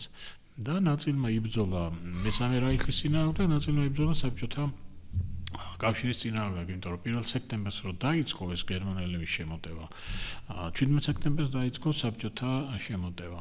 პოლონელები რას ამბობენ, რომ საბჭოთა შემოტევა რო არ ყოფილიყო, ისინი გაცილებით უფრო დიდხანს გაძლებდნენ. არ არის საუბარი იმაზე, რომ გერმანელებს დაამარცხებდნენ, მაგრამ გაცილებით დიდხანს გაძლებდნენ და შეიძლება ამასობაში მართლა კიდე რაღაცა შეცვლილიყო ბრიტანეთისა და საფრანგეთის დამოუკიდებლობაში. მაგრამ ასმერად 17 სექტემბერს უკვე საბჭოთა რუსეთი შემოიჭრა, ბუნებრივია არანაირი შანსი არ იყო და მათ პოლონეთი გაიყვეს და პოლონელები ამას ეძახიან მეოთხე გაყოფას. საერთოდ ისტორიოგრაფიაში მიღებულია პოლონეთის 3 გაყოფა, მაგრამ ამ პოლონელებმა უპირველეს იყო მეოთხე გაყოფა. რეალურად მეოთხე გაყოფა იყო, ხო, ორმა სახელმწიფომ პოლონეთი გაიყო და ნაწილი აღმოჩნდა გერმანიის შემადგენლობაში, ნაწილი გერმანიამ უშუალოდ შეიერთა და ნაწილში შეიქმნა ვარშავის საგუბერნატორო, რაც შეეხება საბჭოთა კავშირს, მან ეს ტერიტორიები, ასაც ჩვენ ეძახით დასავლეთ უკრაინა, დასავლეთ ბელორუსია, შემოუერთა ბელორუსიის საბჭოთა რესპუბლიკას და უკრაინის საბჭოთა რესპუბლიკას. კი ბატონო. ანუ ეს დაიწყო ორქრივი ოკუპაცია. ეს რიბენტროპ-მოლოტოვის პაქტი, ანუ მეოთხე დაყოფად არის აღქმული და ძალიან სერიოზულად არის გარჩენილი. კი, პოლონელები ამას ეძახიან მეოთხე დაყოფა პოლონეთის და მათთვის ეს არის ასეთი. კი ბატონო, ძალიან საინტერესოა თვითონ ანუ ჩვენი პირადი გამოცდილებიდან, ჩვენი ოკუპაციიდან ძალიან მალე დაიწყო ძალიან მწვავე რეპრესიები, პრაქტიკულად მთელი ინტელიგენცია ამოხოცეს, ზოგი გადაასახლეს, ვინც გადარჩა, გადაასახლეს. იყო თუ არა ასეთი ტიპის რეპრესიები საბჭოთა კავშირის შეჭრის შემდეგ პოლონეთში? კი, რა თქმა უნდა, იმ ტერიტორიებზე, რომელიც აღმოჩნდა საბჭოთა კავშირის შემადგენლობაში, დაიწყო რეპრესიები, დაპატიმრებები, რა ქვია, ციმბირში გადასახლება და რა თქმა უნდა ის რაც მოხდა კატინში 1940 წელს. ახლა ომის შედეგად დაახლოებით რამოდენიმე ათეულ ათასობით პოლონელი აღმოჩნდა საბჭოთა ტყვეობაში. იცით რა პარადოქსია, ვინც გერმანიის იგივე ქართველებზე ვიზახე, ქართველ ოფიცრებზე პოლონეთის არმიის, ვინც აღმოჩნდა გერმანიის ტყვეობაში, მათ გაუმართლათ ისინი რამოდენიმე ხნის მერე გაანთავისუფლეს. ვინც აღმოჩნდა საბჭოთა ტყვეობაში, ისინი დახვრიტეს. და ეს არის ცნობილი ოპერაცია, რომელიც 1940 წელს ჩატარდა დაახლოებით 32000 პოლონელი, სამხედრო, ჟანდარმი, ოფიცერი და რამოდენიმე ასეული სამოქალაქო პირიც დახვრიტეს. ეხლა კატინს რო ვამბობთ ჩვენ, ეს არ მოხდა მარტო კატინის ტყეში, ეს მოხდა სტავრობელსკის იმაში ბანაკში, მოხდა მინსკში, მოხდა სმოლენსკში, აი ამ ყველაფერს ეძახიან პოლონელები ერთად კატინს. როცა პოლონელი ამბობენ კატინი, მეორე არ გულისხმობენ არა მხოლოდ კატინის ტყეს, არამედ ყველას, იმიტომ კატინის ტყეში დაახლოებით 7000 კაცი დახვრიტეს. ყველა იმ 32000 პოლონელს, რომელიც ამ ოპერაციას შეეწირა. როდესაც 1941 წელს 22 ივნისს ყოფილი მოკავშირეები ერთმანეთის ომს უწყებენ, შეიქმნა ესეთი ვითარება, რომ პოლონელების სამხედროების ნაწილი არის წასული დასავლეთ ევროპაში, მაგრამ დიდი ნაწილი არის საბჭოთა ტყვეობაში. ხა ის ვინც დახვრიტეს კატინში დახვრიტეს, მაგრამ კიდე არის ერთი ნაწილი, რომელიც ციმბირში არის ტყვეობაში. აი იქ გაჩნდა ესეთი მოსაზრება, რომ დაგეხმარებით, იომებთ თქვენ გერმანიის წინააღმდეგ. და ამის გამო ემიგრაციული მთავრობის, ლონდონში მყოფი ემიგრაციული მთავრობის წარმომადგენლები სიკორსკი ჩამოვიდა და სტალინს შეხვდა 1941 წელს და ფაქტობრივად ეს პოლონეთის ემიგრაციული მთავრობა ჩაითვალა როგორც მოკავშირე ბრიტანეთთან, საფრანგეთთან და იმასთან ერთად. და არის ესეთი გადმოცემა, რომ სიკორსკი მიკითხა, რომ სად არიანო ის ჩვენი ტყვეებიო და სტალინმა მოთხრა ალბათ სახში წავიდნენ. ეხლა იმ პოლონელების სამხედროებში, ვინც საბჭოთა ტყვეობაში იყვნენ, იქ გამოიკვეთა ორი პოზიცია. ერთი ეს არის გენერალი ბერლინგი, რომელიც დათანხმდა, რომ შეიქმნას პოლონური შენაერთები, რომლებიც იბრძოლებს საბჭოთა დროშის ქვეშ. გენერალი ანდერსი არ დათანხმდა. მან თქვა, რომ შევქმნათ პოლონური არმია, მოყოლთ ეს არმია წავა დასავლეთის ფრონტზე. და შეიქმნა გენერალ ანდერსის არმია, რომელიც ჩამოყალიბდა საბჭოთა შუა აზიაში, მაგრამ ირანის გავლით ბრიტანელებმა წაიყვანეს და ანდერსის არმია ომობდა ჩრდილოეთ აფრიკაში, მერე სამხრეთ იტალიაში, იქ ძალიან ცნობილი ბრძოლა მონტე-კასინოს ბრძოლა, რომელიც პოლონელებმა თავი გამოიჩინეს და ანუ მეორე მსოფლიო ომში ესე იყო. ერთი ნაწილი, რომელიც იბრძვის საბჭოთა დროშის ქვეშ, მეორე ნაწილი, რომელიც იბრძვის დასავლელი მოკავშირეების ქვეშ და რაც თავია ისინი, ვინც დარჩენ პოლონეთში. ეს არის არმია კრაიოვა. როგორ ასეთ გერმანული ოკუპაციის შემდეგ პოლონელებმა შექმნეს გასაოცარი იატაკქვეშეთა სტრუქტურა. ეს იყო ეძახიან ისინი ამას იატაკქვეშეთა სახელმწიფო. იმიტომ რომ ეს იყო ნამდვილად იატაკქვეშეთა სახელმწიფო თავისი პოლიტიკური ხელმძღვანელობით, სტრუქტურით, სამხედრო ხელმძღვანელობით და არალეგალურ ბრძოლას აწარმოებენ საბჭოთა კავშირის, გერმანიის წინააღმდეგ. 1900 და ეს სწორედ არმია კრაიოვა არის ის, ვინც 1954 წელს მოაწყებს იმ ვარშავის ცნობილ აჯანყებას. ეხლა რა ხდება? მეორე მსოფლიო ომში გადატეხა ხდება, ხო, ეს სტალინგრადი, კურსკი, აქეთ-იქით და ნელ-ნელა ეხლა საბჭოთა ჯარი მიიწევს დასავლეთისკენ და მიადგა უკვე პოლონეთის საზღვრებს. და ასეთ პირობებში გადაწყდა, რომ ვარშავაში დაიწყო აჯანყება. ეხლა რატო?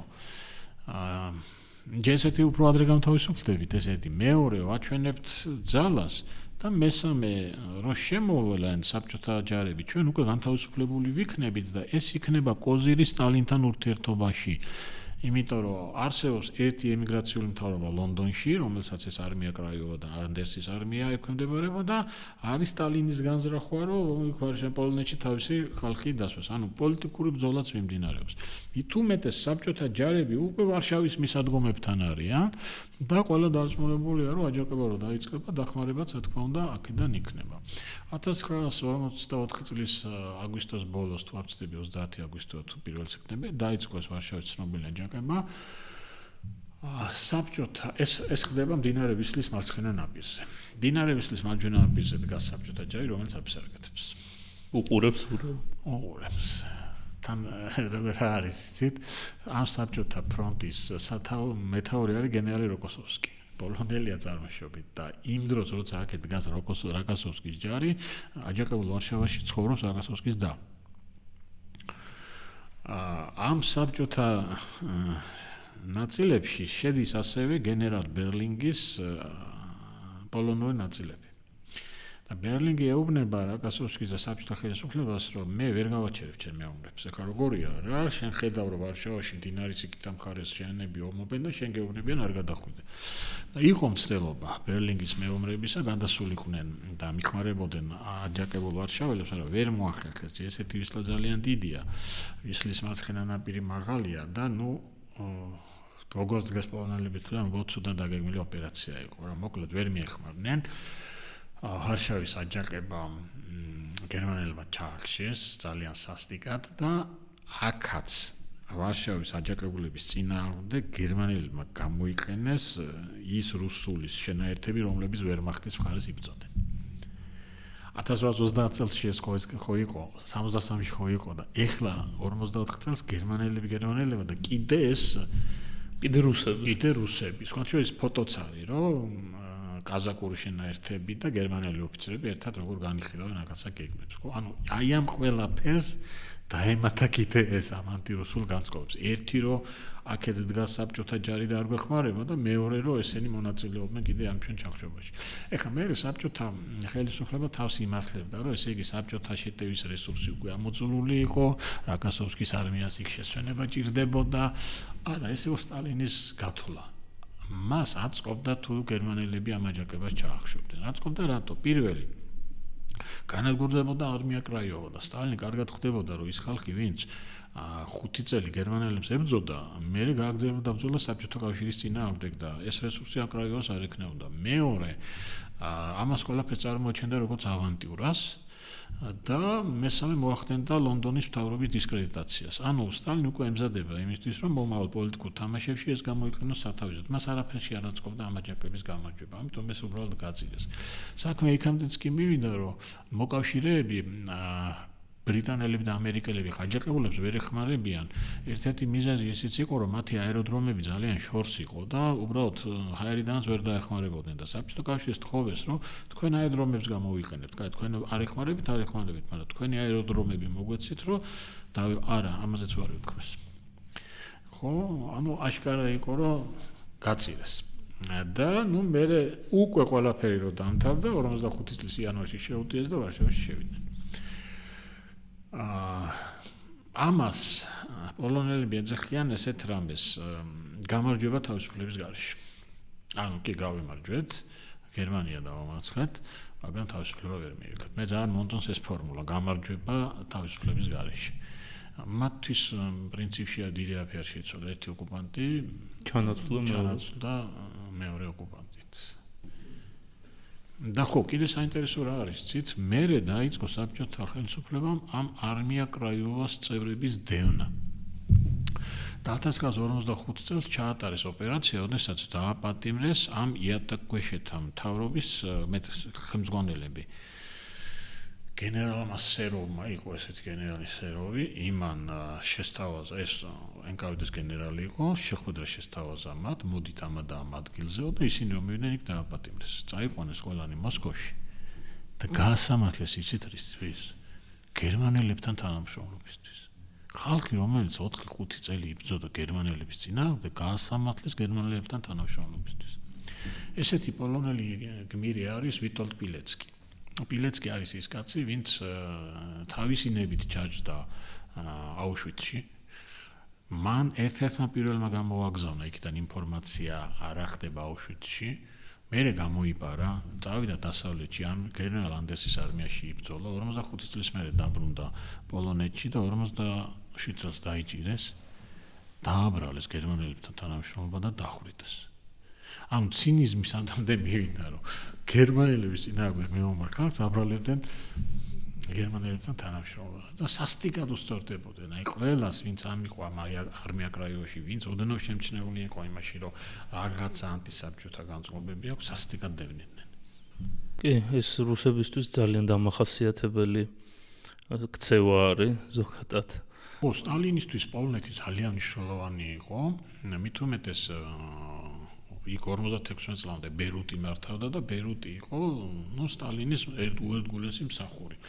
მე თვითონ მაქვს ნანახი პოლონეთის არქივში, პოლონეთის კონსტიტუცია, რომელიც სპეციალურად თარგმნეს რუსულად, წაეკითხა სტალინს და ამ ტექსტში არის სტალინის ხელით გაკეთებული შენიშვნები.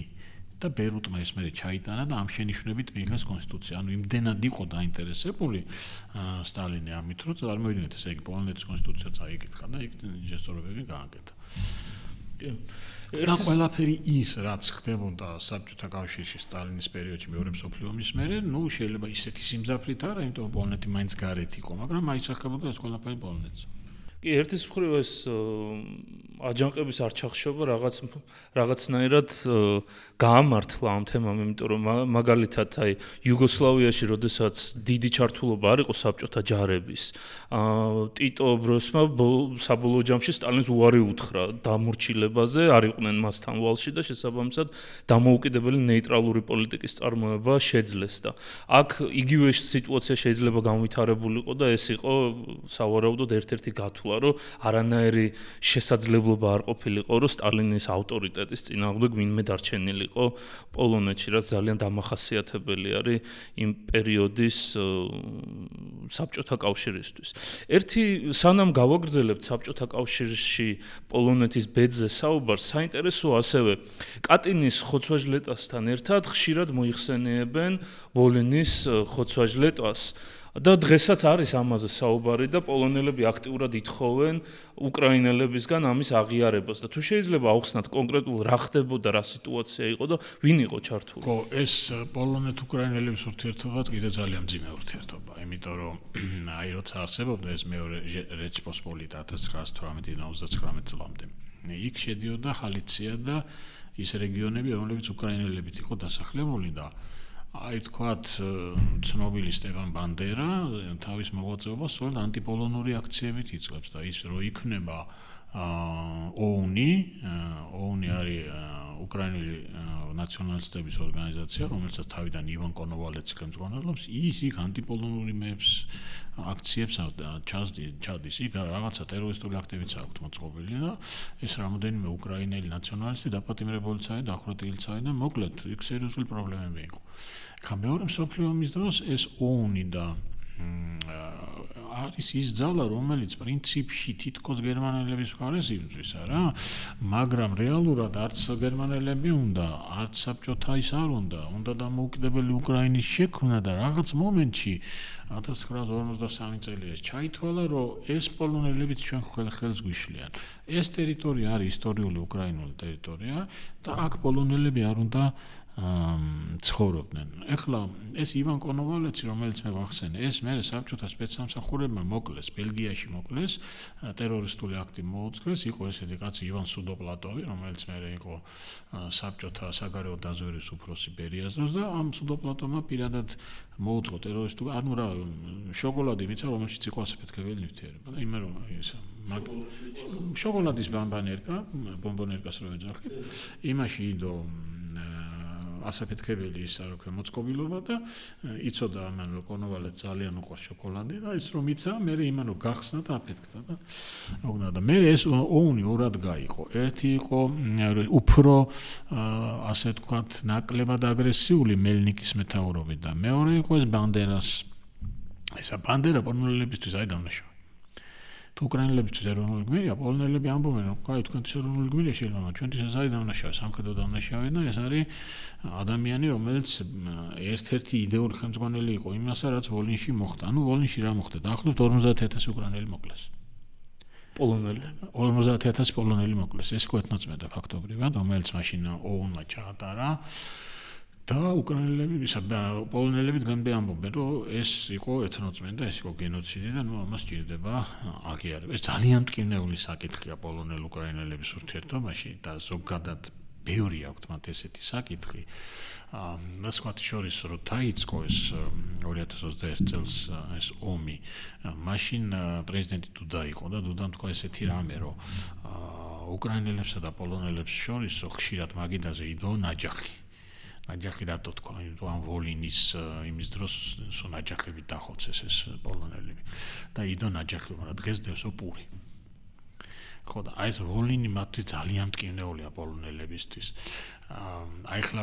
ახალი პრეზიდენტი ნავროცკი რომელიც ისტორიკოსია სხვა შორის ამან კიდე უფრო გააქტიურა ეს ვოლინის საკითხი რამოდენიმეჯერ თქვა და კიდე ერთი პრობლემა ჰქონდათ პოლონელებს უფრო ნაკლები გაცილებით რომელიც უკრაინელებთან რომელიც მოგვარდა ლვოვში იყო პოლონელი სამხედროების სასაფლაო რომელიც 1920 წელს ლვოვს იცავდნენ მე ლვოვი 1939 წელს საბჭოთა ზონაში აღმოჩნდა საბჭოთა ხელისუფლებამ ეს სასაფლაო გაანადგურა და ამერე პოლონელები ითხოვდნენ რომ ეს სასაფლაო აღდგარიყო და ეს გაკეთდა იქ თქვათ ლომები იდგა და ეს დააბრუნეს და რაღაცები ამხრივ მაგრამ ვოლინის საკითხი ძალიან მტკივნეული საკითხი არის ამ ეტაპზე ორივე მხარე ცდილობს რომ ესე აურიოს თუმცა პოლონელებს ეს მეხსიერებაში აქვთ რომ ეს ანუ უკრაინელები არ აღიარებენ ამას იცით რა უკრაინელები ამბობენ რომ ხო ნუ მოხდა ეს, მაგრამ ეხლა მანდამეც იმის თქვა რომ ეს გენოციდი იყო და ეხლა იქ უკრაინელების გარდა თქვათ ჩეხებიც დაიღუპნენ, ებრაელებიც დაიღუპნენ და კიდევ ვიღაცები ამ ვოლინის ხოცვაჟლეთის დროს, მაგრამ ძირითადი უკრაინელები 50000 კაცია. პოლონელი მაფათი ისე შემეშა. ხო, პოლონელები არის 50000 და ამიტომ ეს მტკივნეული საკითხი არის მათ ურთიერთობაში. კი ბატონო. პოლონეთი არის უკრაინის ერთ-ერთი ყველაზე დიდი მხარდამჭერი ამ ომის პერიოდში და ხანდახან ანუ ჩვენთვის გაუგებარი თემა არის, იმიტომ რომ ბერმა არ იცის რა თემა არის, იმიტომ რომ ხედავთ რომ უკრაინელებს ხარს უჭერენ, იარაღს აწვდიან, ეკონომიკურად ეხმარებიან, დიპლომატიური განცხადებები არის და შიგადაშიგ ეს გენოციდის აღიარების თემა შემოდის და ცოტა გაუგებარია რა თემა არის. ეს ეხლა დაიწყო 2022 წელს ამაზე დიდი აპელაცია და ეს უბრალოდ ჩვენ გავიგეთ. რაც დაიმხო საბჭოთა სიტუაცია და ეს პოლონეთი გახდა დამოუკიდებელი და უკრაინა დამოუკიდებელი, ეს პრობლემა დგას. ოღონდ ხან ძაფრდება, ხან ისა, მაგრამ მუდმივად ეს საკითხი იდგა რაღაცები, ესეთი მათი ამერტული ურთიერთობების. კი ბატონო. გავაგრძელოთ საბჭოთა კავშირის თემა მეორე მსოფლიო ომი დასრულდა, პოლონეთმა გაიმარჯვა, მაგრამ დამოუკიდებლობა ვერ მოიპოვა, როგორც თქვით. რა სიტუაცია იქნება საბჭოთა რა კომუნისტურ პოლონეთში? ხო, ნუ აი 56 წლამდე სანამ ბერუტი არის, ნუ ეს არის სტალინის მსახური და ყველაფერს აკეთებს. სხვათა შორის ბერუტი დაიღუპა დღემდე გაურკვეველ ვითარებაში მოსკოვში 1956 წლის 12 მარტს. არავითარ რა მოხდა. და შეიცვალა პოლონეთში ხელმძღვანელობა. 56 წელს სხვათა შორის იქ პოლონეთში პატარა გამოსვლებიც იყო და 56 წლიდან მოყოლებული იქ თითქოს გარკვეული ცვლილებები ჩატარდა. ეს რა პერიოდია, იცით, საბჭოთა კავშირშიც ხრუშჩოვის პერიოდია, რასაც 20 წელს ეძახიან რა. და პოლონეთშიც ეს აისახა ბუნებრივი არის. პოლონეთი მაინც უკეთეს მდგომარეობაში იყო, იმიტომ რომ არ იყო უშუალოდ საბჭოთა კავშირში. მაგალითად, პოლონეთში კი წამყვანი ერთი პარტია იყო, მაგრამ იქ ფორმალურად მრავალპარტიულობა იყო. სხვა პატარ-პატარა პარტიებიც არსებობდნენ. მაგალითად, პოლონეთში არ იყო კოლმეურნეობები.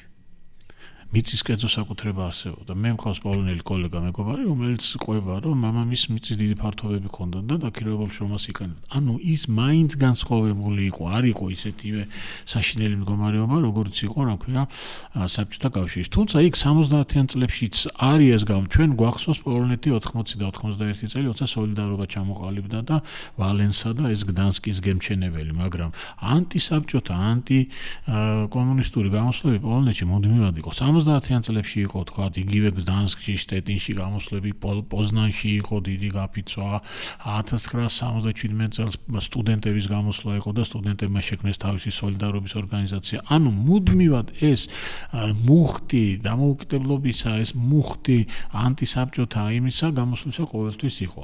ნუ განსაკუთრებით გააქტიურდა 80 წლიდან, როდესაც აი გდანსკიდან დაიწყო ეს გემსაშენ ქარხანაში და შეიქმნეს დამოუკიდებელი პროფკავშირის სოლიდარობა, საყოველთაო გაფიცვები და საკმაოდ დაიძაბა ვითარება. გერეკია ამ დროს პოლონეთის პირველი მდივანი 1970 წლიდან 80 წლამდე გერეკი ყავთ და 80 წელს ხდება, როდესაც ხელისუფლების სათავეში ნიშნავენ გენერალი ვოიცეკ იერუზელსკის. იერუზელსკი იყო მანამდე პოლონეთის გენერალური შტაბის უფროსი. სხვათა შორის მე მაქვს ნანახი მესამე მსოფლიო ომის რუკა, რომელსაც ხელს აწერს იერუზელსკი როგორც გენერალური შტაბის უფროსი. ანუ ეს რა არის? ეს არის 70-იან წლების ბოლოს შედგენილი რუკა ნატოსა და ვარშავის ხელშეკრულებას შორის სამხედრო მოქმედებების დაწყების შემთხვევაში, რას აკეთებს პოლონეთის სახალხო რესპუბლიკის არმია. მას უწევდა აი ჩრდილოეთის ფლანგზე დანია, ლუქსემბურგის მიმართულებით. სკანდინავიის ქვეყნებზე რა. ხო, და ისეთ საინტერესო რუკა იქ აღნიშნულია კიდეც ქალაქები, სადაც იგეგმებოდა ატომური თავდასხმა. და ეს უკვე დღეს არის ეროვნული მეხსიერების არქივში გამოფენილი. აი და იმას აქვს იერუზელსკის ხელმოწერა, რომ ამტკიცებ გენერალური შტაბის უფროსს. და მე 1991 წლის დეკემბერში პოლონეთში ცხადდება სამხედრო მდგომარეობა, მთელს ქვეყანაში ცხადდება სამხედრო მდგომარეობა. ეხლა არსებობს ესეთი მიდგომა, რომ სამხედრო მდგომარეობა საშინელებმა იყო, ხალხს ქუჩაში იჭერდნენ, ხრედდნენ, უგზო-უგლოდ მიზეზი რა იყო? მიზეზი იყო, რომ ხელისუფლება ვეღარ ახერხებს ანტისახელმწიფოებრივი გამოსვლების შეჩერებას, იმიტომ სოლიდარობა ძალიან პოპულარული გახდა და როგორ არის, ძალიან აქტიურია პოლონური ინტელიგენცია. ჯერ კიდევ 70-იან წლებში იყო მაგალითად 34 ძალიან ცნობილი პოლონელის წერილი, სადაც ისინი ითხოვენ ცენზურის გაუქმებას, დემოკრატიულ უფლებებს და რაღაცეებს. ეს სოლიდარობა ფაქტობრივად გახდა მაორგანიზებელი ძალა და სერიოზულია. იქ ხელისუფლება ერთი პერიოდი დათმობებზე წავიდა, სოლიდარობა ოფიციალურად აღიარეს, მაგრამ მე აი პოლონეთის კომპარტიაში თითქოს ესეთი დამოკიდებულება იყო. ერთი იყო ესეთი მკაცრი, რომელიც ითხოვდა და იმას ეძახიან ბეტონს, რომელიც ითხოვდა, რომ არანაირი დათმობები და იარაღის ძალით ამას ჩავახშობს და აი ამ ფლანგმა გაიმარჯვა. იერუზელსკი გახდა ხელისუფლების ხელმძღვანელი და 90 წელს გამოცხადდა მთელ სახელმწიფოში სამხედრო მდგომარეობა, რომელიც 2 წელი გაგრძელდა. ქუჩაში ტანკები, დაჭერები, ხალხი უგზო-უგლოდ ქრება. 1922 წელს პოლიციამ მოკლა სკოლის მოსწავლე და ამაზე დიდი გამოსვლები იყო. 1923 წელს ცნობილი ამბავია სოლიდარობის სასულიერო პირი იყო, რომელიც სოლიდარობასთან თანამშრომლობდა, იეჟი პაპელუშკო, ის მოკლეს და მიუხედავად ამ სამხედრო მდგომარეობისა, ეს გამოსვლები მაინც იყო. არის ესეთი ვერსია, მე გამიგია კიდეც, რომ აი მართალია სამხედრო მდგომარეობა ძალიან ცუდი იყო და საშინელება იყო, მაგრამ რომ არა იერუზელსკი და რომ არა სამხედრო მდგომარეობა იყო საბჭოთა ინტერვენციის საფრთხე. ანუ მოხდებოდა ის, რაც მოხდა 56-ში უნგრეთში და 68-ში პრაღაში. ანუ საბჭოთა ჯარები შევიდოდნენ პირდაპირ, იმიტომ რომ აი უკვე სოციალისტური სისტემა პოლონეთში ირყევა. მე ამაზე ვისაუბრია ჩემ პოლონელ კოლეგებთან და მათგან მაქვს ესეთი პასუხი, რომ არა. ეს მცდარი მოსაზრებაა. საბჭოთა ჯარი კი იდგა, პოლონეთშიც იდგა საბჭოთა ჯარი 99 წლის ბოლომდე და საზღვართანაც იდგა, მაგრამ იმის გაკეთებას, რაც უნგრეთში და ჩეხეთში გააკეთეს, არ აპირებდნენ. იმიტომ რომ ჯერ-ერთი უკვე გართულებული აქვთ ურთიერთობა, იმიტომ რომ ავღანეთში არიან უკვე შესული და ეს პრობლემაა და მეორე, ჩვენ ნანახი გვაქვს პოლიტბიუროს განხილვებში ნათქვამი იყო იქო, რომ ეს პოლონეთია, ეს არ არის ჩეხეთი, ესენი ბოლომდე იომებენ, ბოლომდე იბრძოლებენ და კიდე ძალიან დიდი პრობლემები შეგვექმნება. ანუ ის ვერსია, რომ იერუზელსკიმ სამხედრო მდგომარეობის გამოცხადებით პოლონეთი იხსნა საბჭოთა აგრესიისა, როგორც ჩანს არ არის სწორი. ეს სამხედრო მდგომარეობა იყო 93 წლის ჩათვლით, თუ არ ვცდები, მე სამხედრო მდგომარეობა ფაქტობრივად იურიდიულად კი გაუქმდა, მაგრამ ეს კაცრი ეს მაინც დარჩა. თუმცა მე უკვე 85 წელია საბჭოთა კავშირშიც გორბაჩოვი მოდის, იწყება ასე ვთქვათ ეს პერესტროიკის ხანა და რა თქმა უნდა სოციალისტურ ქვეყნებშიც უკვე ამ სოციალისტური და კომუნისტური პარტიების ძალაუფლება კლებულობს და სადღაც 88 წლიდან 99 წლიდან უკვე ხელახლა ეს სოლიდარობა იწყებს ხელახლა მოძრაობას და უკვე პოლონეთის კომუნისტური ხელისუფლება მიდის მოლაპარაკებებზე.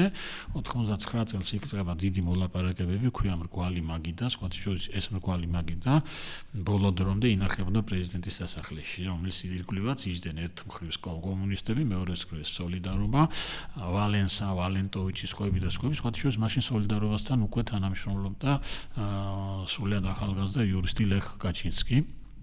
80-იან წლებიდან თანამშრომლობდა ის ამ სოლიდარობასთან, მისი ძმაც და საბოლოო ჯამში შეიქმნა ესე, რომ გარდამავალი პერიოდი გამოცხადდებოდა, ჩატარდებოდა არჩევნები, როგორ იყო ის არჩევნები როგორ ჩაატარეს, რაღაც ადგილები გამოიყო პირდაპირ კომუნისტური პარტიისთვის. სეიმში, ქვედა პალატაში. და დანარჩენი ადგილებისთვის სხვა პარტიებს უნდა ებრძოლათ და სენატში თავისუფალი იყო, იქ კომუნისტებს კვოტა არ ჰქონდათ. აი იმ კვოტის გარდა ყველა ადგილი მოიგო სოლიდარობა. სენატი მთლიანად კვოტა რამდენი იყო? აღარ მახსოვს ახლა, მაგრამ დაახლოებით 9-ზე ოდნავ მეტი იყო. 9-ზე მეტი. ცოტა მეტი. ოღონდ სენატიც წააგეს, ისიც წააგეს, თუ ხან რა პირობა იყო, იცით პრეზიდენტი დარჩებოდა იერუზელსკი.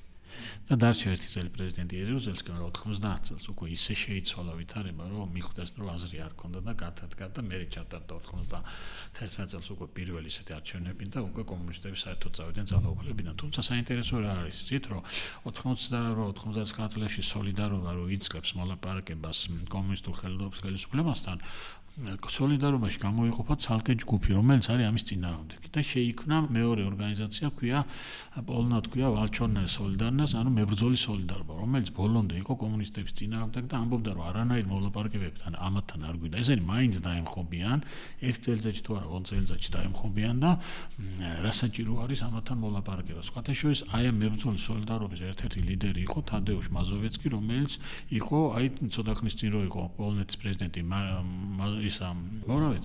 მორავეცკი იმის მამა იყო. ანუ თადეუშ მორავეცკი იყო აი ბოლოს წინა პრემიერის მამა.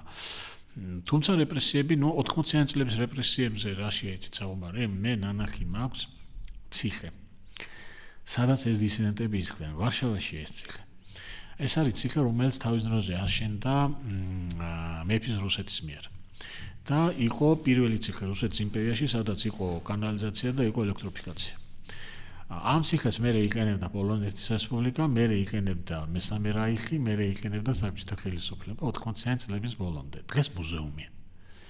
აი ძალიან საინტერესო იდეაა, რომ მთელი ციხე გაკეთებულია მუზეუმად. და შედიხარ და ნახულობ ამ ყველა საკნებს ნახულობ, დაკითხვის ოთახებს ნახულობ, ყველაფერს ნახულობ, კარცერებს ნახულობ. იცით რა, ერთი მხრივ საინტერესოა და მეორე მხრივ საშინელია რა. აი დაითრგუნები ჯერ იმ საკანში რო შეხვა, მე კარცერები რაღაც საშინელი ნახევრად წყალში რო იდექი, ან სულ დაწოლილი რო უნდა ყოფილი, ანუ მიხვდები რა საშინელებას გადიოდა ეს ხალხი, ვისაც ეს რეპრესიები ეხებოდა, საბჭოთა რეპრესიები, ხო და აი ახლა ვინც ვარშავაში იქნება იმას როგორ ურჩიოს, ხო არაფერი არ ნახე და წადიდა ეს ციხე ნახე მეთქი, მაგრამ აი ვისაც სპეციფიკურად ეს რამე აინტერესებს, ეს ძალიან საინტერესო ის არის მუზეუმი არის და მეორე პაი ვისაც ეს საკითხები აინტერესებს ან მუშაობს, მისთვის ეს ძალიან საინტერესო იქნება და ნუ მე 90-იან წლებიდან უკვე რა თქმა უნდა პოლონეთი გახდა და მოუკიდებელი სახელმწიფო 95 წელს ჩრდილოეთ ატლანტიკურ ალიანსში გაერთიანდა და მე ევროკავშირის წევრი გახდა და თუმცა მე 90-იან წლებით ძალიან მძიმე ჰქონდათ ეს ეკონომიკური გაჭირვების პერიოდი, აი ეს ცნობილი ბალცეროვიჩი და მისი შოკური თერაპია, ოდესაც ძალიან სწრაფად გადავიდნენ საბაზრო ეკონომიკაზე 90-იან წლები იყო ძალიან მძიმე და ეხლაც ძალიან მძიმედ იხსენებენ ეკონომიკური გაჭირვება, ინფლაცია, პროდუქცია არ არის, მაგრამ თვითონაც ამბობენ რომ ამას გაუძელითო. და აი რასაც გაუძელით 30 წლის წინო იმის შედეგებს ვიმკით ახლა ჩვენო, იმიტომ რომ დღეს ძალიან სწრაფად ვითარდებიან ტრილიონსაც და მათი შეერისა პროდუქტი და G20-ში შესვლის პრეტენზია გამოაცხადეს, ერთ-ერთი ყველაზე სწრაფად მზარდი ეკონომიკაა და ეხლა მე დაახლოებით 10 წელია უკვე ეს აქტიური ურთიერთობა მაქვს პოლონეთთან, წელიწადში რამოდენიმეჯერ მიწევს ჩასვლა ხან ლექციებზე, ხან კონფერენციებზე, ხან რაღაც შეხვედრებზე და თვალსა და ხელშუა ატყობ როგორ ვითარდება ეს ქვეყანა. მარტივ მაგალითს მოგიყვანთ, პირველად ჩავედი თქვა 2017 წელს და დღეს რო ჩავიდე და შეადარო ქუჩაში მანქანები, როგორი მანქანები მოძრაობდნენ მაშინ და როგორი მანქანები მოძრაობენ დღეს, უკვე მიხვდები რომ სერიოზული ეკონომიკური წინსვლაა. კი ბატონო. სანამ გადავალთ დღევანდელ მდგომარეობაზე და დღევანდელ დამოკიდებულებებზე პოლონეთსა რუსეთს შორის და ზოგადად პოლონეთის როლზე ევროპის პოლიტიკაში ძალიან საინტერესოა ჩვენ საბჭოთა კავშირის ნაწილი ვიყავით და რო დაიშალა საბჭოთა კავშირი პრაქტიკულად დეოკუპაცია დაღვიქოთ, ანუ თავისუფლება მოვიპოვეთ. პოლონეთი არ იყო საბჭოთა კავშირის წევრი, ის იყო ცალკე ქვეყანა, მიუხედავად იმისა, რომ ვარშავის პაქტის ქვეყანა იყო, კომუნისტები იყვნენ, ასე შემდეგ. აღიქვამდნენ თუ არა ისინი დამოუკიდებლობის მოპოვებას, როდესაც საბჭოთა კავშირი დაიშალა და კომუნისტები დაამარცხეს. თუ ეს იყო უბრალოდ პოლიტიკური ცვლილება, რაც მოხდა პოლონეთში. არა, მათთვის ეს არის დამოუკიდებლობის მოპოვება. ანუ ოკუპირებულად გრძნობდნენ. ხო, ისინი თვლიდნენ, რომ ისინი იყვნენ მოსკოვის მმართველობის ქვეშ. კი ბატონო, თქვათ, რაღაც დამოუკიდებელი საკარეო პოლიტიკაც ჰქონდათ, თავის სახელმწიფოც ჰქონდათ, ყველაფერი ჰქონდათ, მაგრამ არ იყვნენ სუვერენული და რა თქმა უნდა, ისინიც თვლიან, რომ ეს არის მათ მოიპოვეს სრული დამოუკიდებლობა და არიან დამოუკიდებელი უკვე, კი. კი ბატონო. საბჭოთა კავშირის დაშლის შემდეგ ესე ფართოდ გავრცელებული მოსაზრება იყო დასავლეთში, დასავლეთ ევროპის და ამერიკის მიმართულებით, რომ იყო შანსი რუსეთის დემოკრატიზაციის და იყო შანსი, რომ სიტუაცია ნორმალიზებული ყოფილიყო. ნატოს მიმართულებითაც იყო ესეთი თემები, სანამ აღმოსავლეთ ევროპის ქვეყნები არ შევიდნენ ნატოში და მათ არ დაიწყეს საკუთარი მოსაზრებების, ასე ვთქვათ, გავრცელება. მიუხედავად იმისა, რომ მათ ძალიან დიდი წონა ჰქონდათ და ზოგადად ნატოს პოლიტიკას ცვლიდნენ, რომ ვთქვათ, ტყუილი არის, მაგრამ ეს იდეები უკვე შევიდა, როდესაც ბალტიის ქვეყნები, პოლონეთი გახდნენ ნატოს წევრი ქვეყნები. რა დამოკიდებულება აქვს დღეს პოლონეთს რუსეთის მიმართ, რა ახსოვთ და რა მიმართულებით უყურებენ რუსეთს და ყველაზე საინტერესო და მტკივნეული ჩვენთვის რაც არის, ისწავლეს თუ არა მათ თავის შეცდომებზე. ხო, რუსეთზე კარგი არაფერი არ ახსენდებათ. დღემდე თვლიან, რომ ეს არის მათი ნომერ პირველი მოწინააღმდეგე, დღესაც კი. იმიტომ რომ ისინი ამბობენ, რომ ჩვენი ისტორია ამას ადასტურებს, ისინი მათ უნდა ჩვენ განადგურება. ჩვენი ისტორია ჩვენს ყავს არაფერს არ გვასწავლის და ჩვენგან განსხვავებით მათ ეს ისწავლეს. მათ იციან, რომ ეს არის სახელმწიფო, რომელთანაც მეგობრობა არ გამოდის. ან უნდა იყო მისი მონა, ან მაშინ უნდა იბრძოლა დამოუკიდებლობისათვის და სხვათა შორის სულ ამბობენ ამას, რომ აი დასავლელებს ეს ნაკლებად ესმით. ის ვინც უშუალოდ არ ყოფილა რუსეთის ჩექმის ქვეშ, ის ვერ ხვდება რა არის რუსეთი და ეს ილუზია რომ რუსეთი შეიძლება გახდეს დემოკრატიული და გახდეს რაღაცა, პოლონელებს არასდროს არ ქონიათ. კი, რაღაცა ეტაპი იყო, თქვათ, იგივე ელცინის დროსაც, პუტინის დროსაც, რომ თქვათ, ეს ურთიერთობები დაელაგებინათ, უფრო ნაკლებად აგრესიული ყოფილიყო. მაგალითად, პოლონეთში შექმნეს რუსეთთან დიალოგის ცენტრიც კი, თუმცა ისე მითხრეს, რომ ეგო მაინც იმათ უთხოვესო დასავლეთელებმა და იმიტომ შექმნით ჩვენ ვიცით მაგათთან ლაპარაკი არ შეიძლება რა, მაგრამ ეს ყველაფერი მაინც აი იყო უბრალოდ მცდელობა, რომ არ ეთქვათ, რომ თქვენ არაფერს არ აკეთებთ. თავიდანვე იცოდნენ, მაგრამ რუსეთთან ლაპარაკი არაფერი არ გამოვა. 2008-ში ის რომ აქ ჩამოვიდნენ იმ 5 ქვეყნის წარმომადგენლები, ეს პირადად პოლონეთის პრეზიდენტის ლეხ კაჩინსკის დამსახურება იყო, მაშინ ეს მისი ინიციატივა იყო და სხვათა შორის ამას შარშან ჩატარდა დიდი კონფერენცია, პერიოდულად ატარებენ პოლონელები კონფერენციებს, რომლის სათავეა ძალიან საინტერესო რუსული იმპერიალიზმი.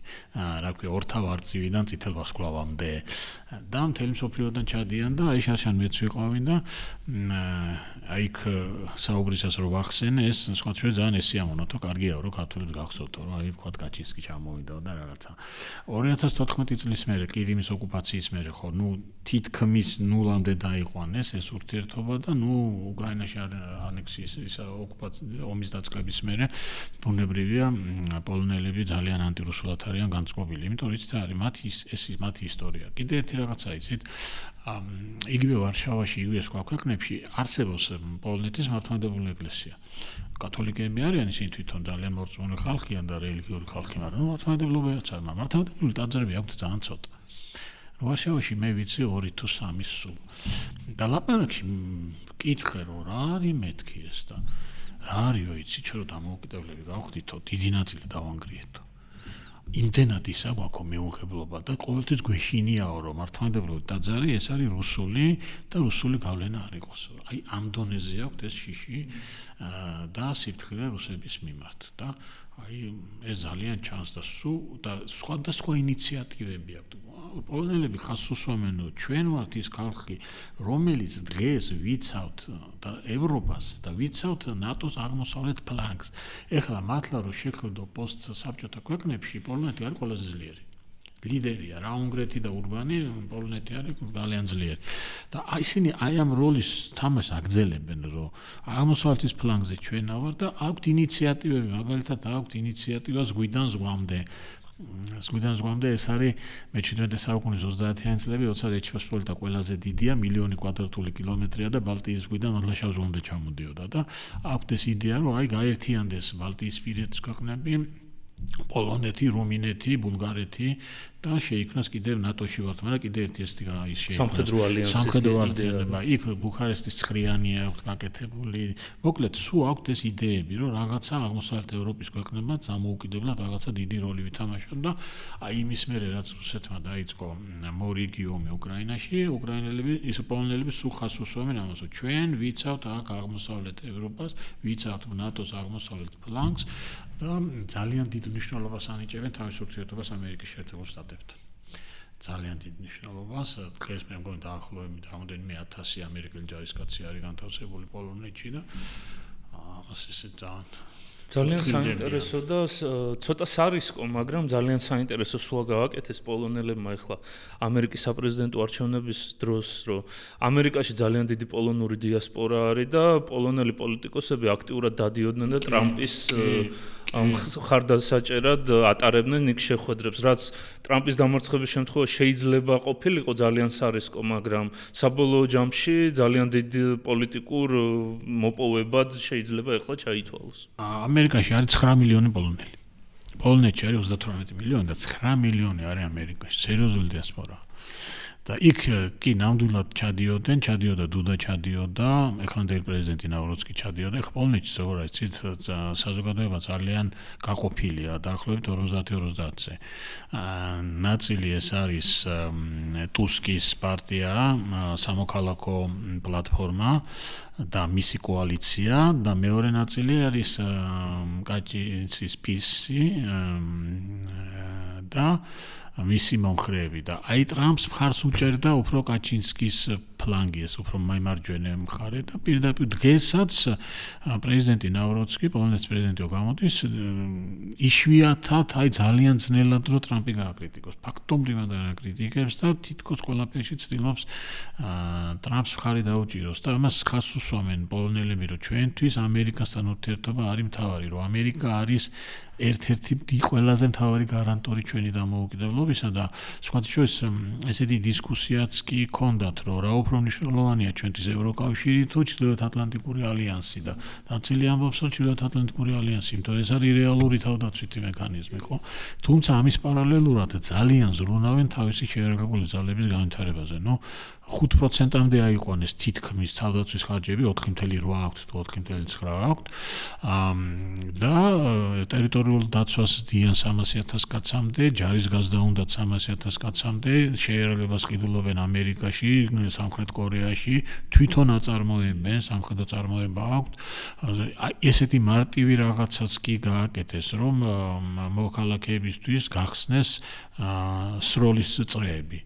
და მოუწოდებენ რომ აიარეთ უბრალოდ და ივარჯიშეთ სროლა ისთან. ანუ ძალიან ისეთი ის არის რა. ერთის მხრივ ძალიან ხელს უწყობს ის რომ თვითონ დიდი ქვეყანა უდაოდ დიდი მოსახლეობის მქონე ქვეყანა, მეორე არის რომ სახმელეთო ჯარი ყავთ ძალიან სერიოზული უზარმაზარი ნატოს სტანდარტების შესყიდვები აქვთ საოცარი 300-მდე ჰაიმარსი იყიდეს, რაც უკრაინას რამდენი ჰაიმარსი აქვს და 10-მდე ჰაიმარსი აქვს და უშრობს სისხლს რუსეთს. იყიდეს, ტანკები იყიდეს სამხრეთ კორეაში, თვითონ აწარმოებენ თვითმავალ საარტილერიო იმებს, დანადგარებს და ნუ მოკლედ ძალიან სერიოზულად მუშაობენ. და კიდე ერთი სხვა შეს ხას უსვამენ იმასაც რომ მუდმივად მიდის რუსეთის ჰიბრიდული ომი, არის კიბერშეტევები, რამოდენიმეჯერ დააკავეს აგენტები რუსეთის, აი ახლა ბოლო ინფორმაცია იყო რომ თავდაცვის სამინისტროში დააპატიმრეს ერთ-ერთი ოფიცერი, რომელიც არ იყო მანდა მაინც მაღალი თანამდებობის, მაგრამ საშუალო ეშელონში იყო და წლებია მუშაობდა რუსეთზე. რამოდენიმე ტერორისტული აქტი მოხდა, ნუ ტერორისტული აქტი როგორ იცით, დაიწვა მაგალითად დიდი საწყობები, დიდი სავაჭრო ბაზები და გამოძიება მოჩვენა რომ ამის უკან რუსეთი იდგა. ნუ საპასუხო ნაბიჯი რა იყო? დახურეს რუსეთის ყველა საკონსულო. საკონსულო იყო კრაკოვში, პოზნანში, ყველა დახურეს, ყველა ის დახურეს. ამკაცრებენ ამას. რამოდენიმე თვის წინ იყო რომ რკინიგზის ხაზზე მოხდა აფეთქება. არ იყო დიდი და დაზიანდა რკინიგზის ხაზი და უბრალოდ მემამქანემ შენიშნა და გააჩერა და ამაზეც გამოძიება დაიწყო და ამის უკანაც რუსეთი არის. ანუ ამაზე ისინი სუხას უსვამენ, რომ ჩვენ მართალია თქვათ უკრაინასავით რუსეთთან ომი არ გვაქვს, მაგრამ რეალურად ვართ დაპირისპირებაში, არა მარტო თქვათ კიბერშეტევები და რაღაც, აი აგერ ვიღაცაები არიან შემოსული, ინფორმაციას აგროვებენ, რაღაცებს აკეთებენ და ერთი რამე არის, სანამ უკრაინაში ომი დაიწყებოდა, ერთი წელით ადრე ძალიან დაძაბული ვითარება იყო ბელორუსია უკრაინის საზღვარზე. იმიტომ რომ ხდებოდა რა ბელორუსში, მინსკში ჩამოყავდათ თვითმფრინავებით ადამიანები, აქვეა იმიდან სირია, პალესტინა, მიგრანტები და მერე მიყავდათ საზღვართან და ეუბნებოდნენ დავი გადადით ახლა. და ეს სერიოზული პრობლემები შეექმნა პოლონელებმა იქ სამხედრო ნაწილები ჩააყენეს, მერე ეს დიდი უზარმაზარი კედელი ააშენეს. საქმე იქამდეც მიდიოდა, რომ ბელორუსის ხელისუფლება პირდაპირ ეხმარებოდა მიგრანტებს, რომ ეს საზღვარი გადაელახათ და ძალიან სერიოზული კრიზისი ჰქონდათ.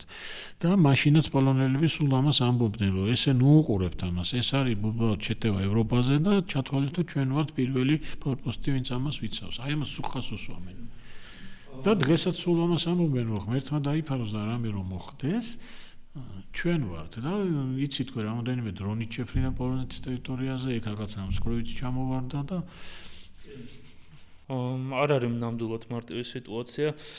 ის თემა, რომ თვითონ პოლონეთი ძალიან აქტიურად ერთვება სხვადასხვა ტიპის საერთაშორისო ფორმატებში, იმ თემებიდან გამომდინარე, რაზეც ვისაუბრეთ, რომ მარტო დარჩა მაგალითად გერმანიასა და რუსეთს შორის, რამდენიმეჯერ გაიყვეს, ნათხელს ხდის ჩემთვის, რომ მათ თავის ისტორიული გამოცდილებიდან რაღაცები ისწავლეს და ცდილობენ, რომ მარტო აღარ დარჩნენ, რაღაცა ფორმატებში იყვნენ, ვიღაცებს ხარდაჭერით იყვნენ, მაგალითად ტრამპი რომ მოვიდა პრეზიდენტად, გერმანელები რომ დასაჯა და ჯარების შემცირება დაიწყო, პოლონეთში გაიზარდა ამერიკელების წარმომადგენლობა, ასე ვთქვათ, ამერიკელები ძალიან აქტიურად აძლევენ იარაღს და პოლონელები წყიდულობენ. ანუ ის ფაქტიც, რომ ნატოს აყენებენ ძალიან მაღლა, აჩვენებს, რამდენად მნიშვნელოვანია მათთვის, რომ რაღაც კრიტიკულ მომენტში, რომელსაც რა თქმა უნდა ყველა ელოდება, ადრე თუ გვიან რომ რუსეთი იზამს რაღაც საოცრებას და შეიძლება ბალტიის ქვეყნებში შეიჭრას ან სადღაც, ძალიან დიდი იმედი მაქვს ესე რომ არ გვიფაროს რომ ეგრე მაგრამ ნუ არის. თუმცა რუსეთი არაპროგნოზირებადია და გაცმარიცის. იქ განსაკუთრებით მათ ეშინიათ ის სულავკის დერეფანი რო არის. ეს არის ტერიტორია ბელორუსიდან კალინინგრადამდე. და აი ის ითვლება რომ ეს არის ყველაზე სუსტი წერტილი ნატოს იმაში სისტემაში, ხო? სხვა შორის პოლონელებმა რა გააკეთეს? კალინინგრადს აღარ ეძახიან. დაუბრუნეს ძველი პოლონის სახელწოდება კრულევეც. აღარ ეძახიან ეს. ხო, თვითონაც რუსებმა ხო, ნუ პროტესტის ნიშნად მაგარი მაშვებიან ამას. მე ხშირად მაქვს ხოლმე შეხება ბალტიის ქვეყნების წარმომადგენლებთან, მეგობრები მყავს იქ და აი ეს კითხვა რომ დასვა რომ აი შეიჭრება თუ არა რუსეთი, მათ ეჭვიც არა აქვთ. აი ოდნავი დაშვებაც არ არის, რომ არ შეიჭრება. ისინი ემზადებიან იმისთვის, რომ რუსეთი ერთ დღეს გადაწყვეტს, რომ შეიჭრას. ანუ ის არ არის, რომ იზამს არ იზამს. მომზადება მიდის იმისთვის და თვითონ დარწმუნებულები არიან მოქალაქეები, მე ვისთანაც მქონია ურთიერთობა, რომ ეს არის მოცემულობა და დროის ამბავია. დროის ამბავი. ხო, ნუ ეხლა სანამ უკრაინა გმირულად იბრძვის, მე არ მგონია ამისთვის იყოს და არ მგონია რუსეთმა უკრაინიდან გამარჯვებული გამოვიდეს, იმიტომ ეს მთელი კაცობრიობისთვის ცუდი იქნება. ხო, და აი პოლონელებიც ესე არიან, ხო, ნუ აი ძალიან ემზადებიან და საკუთარ თავზეც და მე მოკავშირეებზეც და აი ამაზე სუზრუნავენ.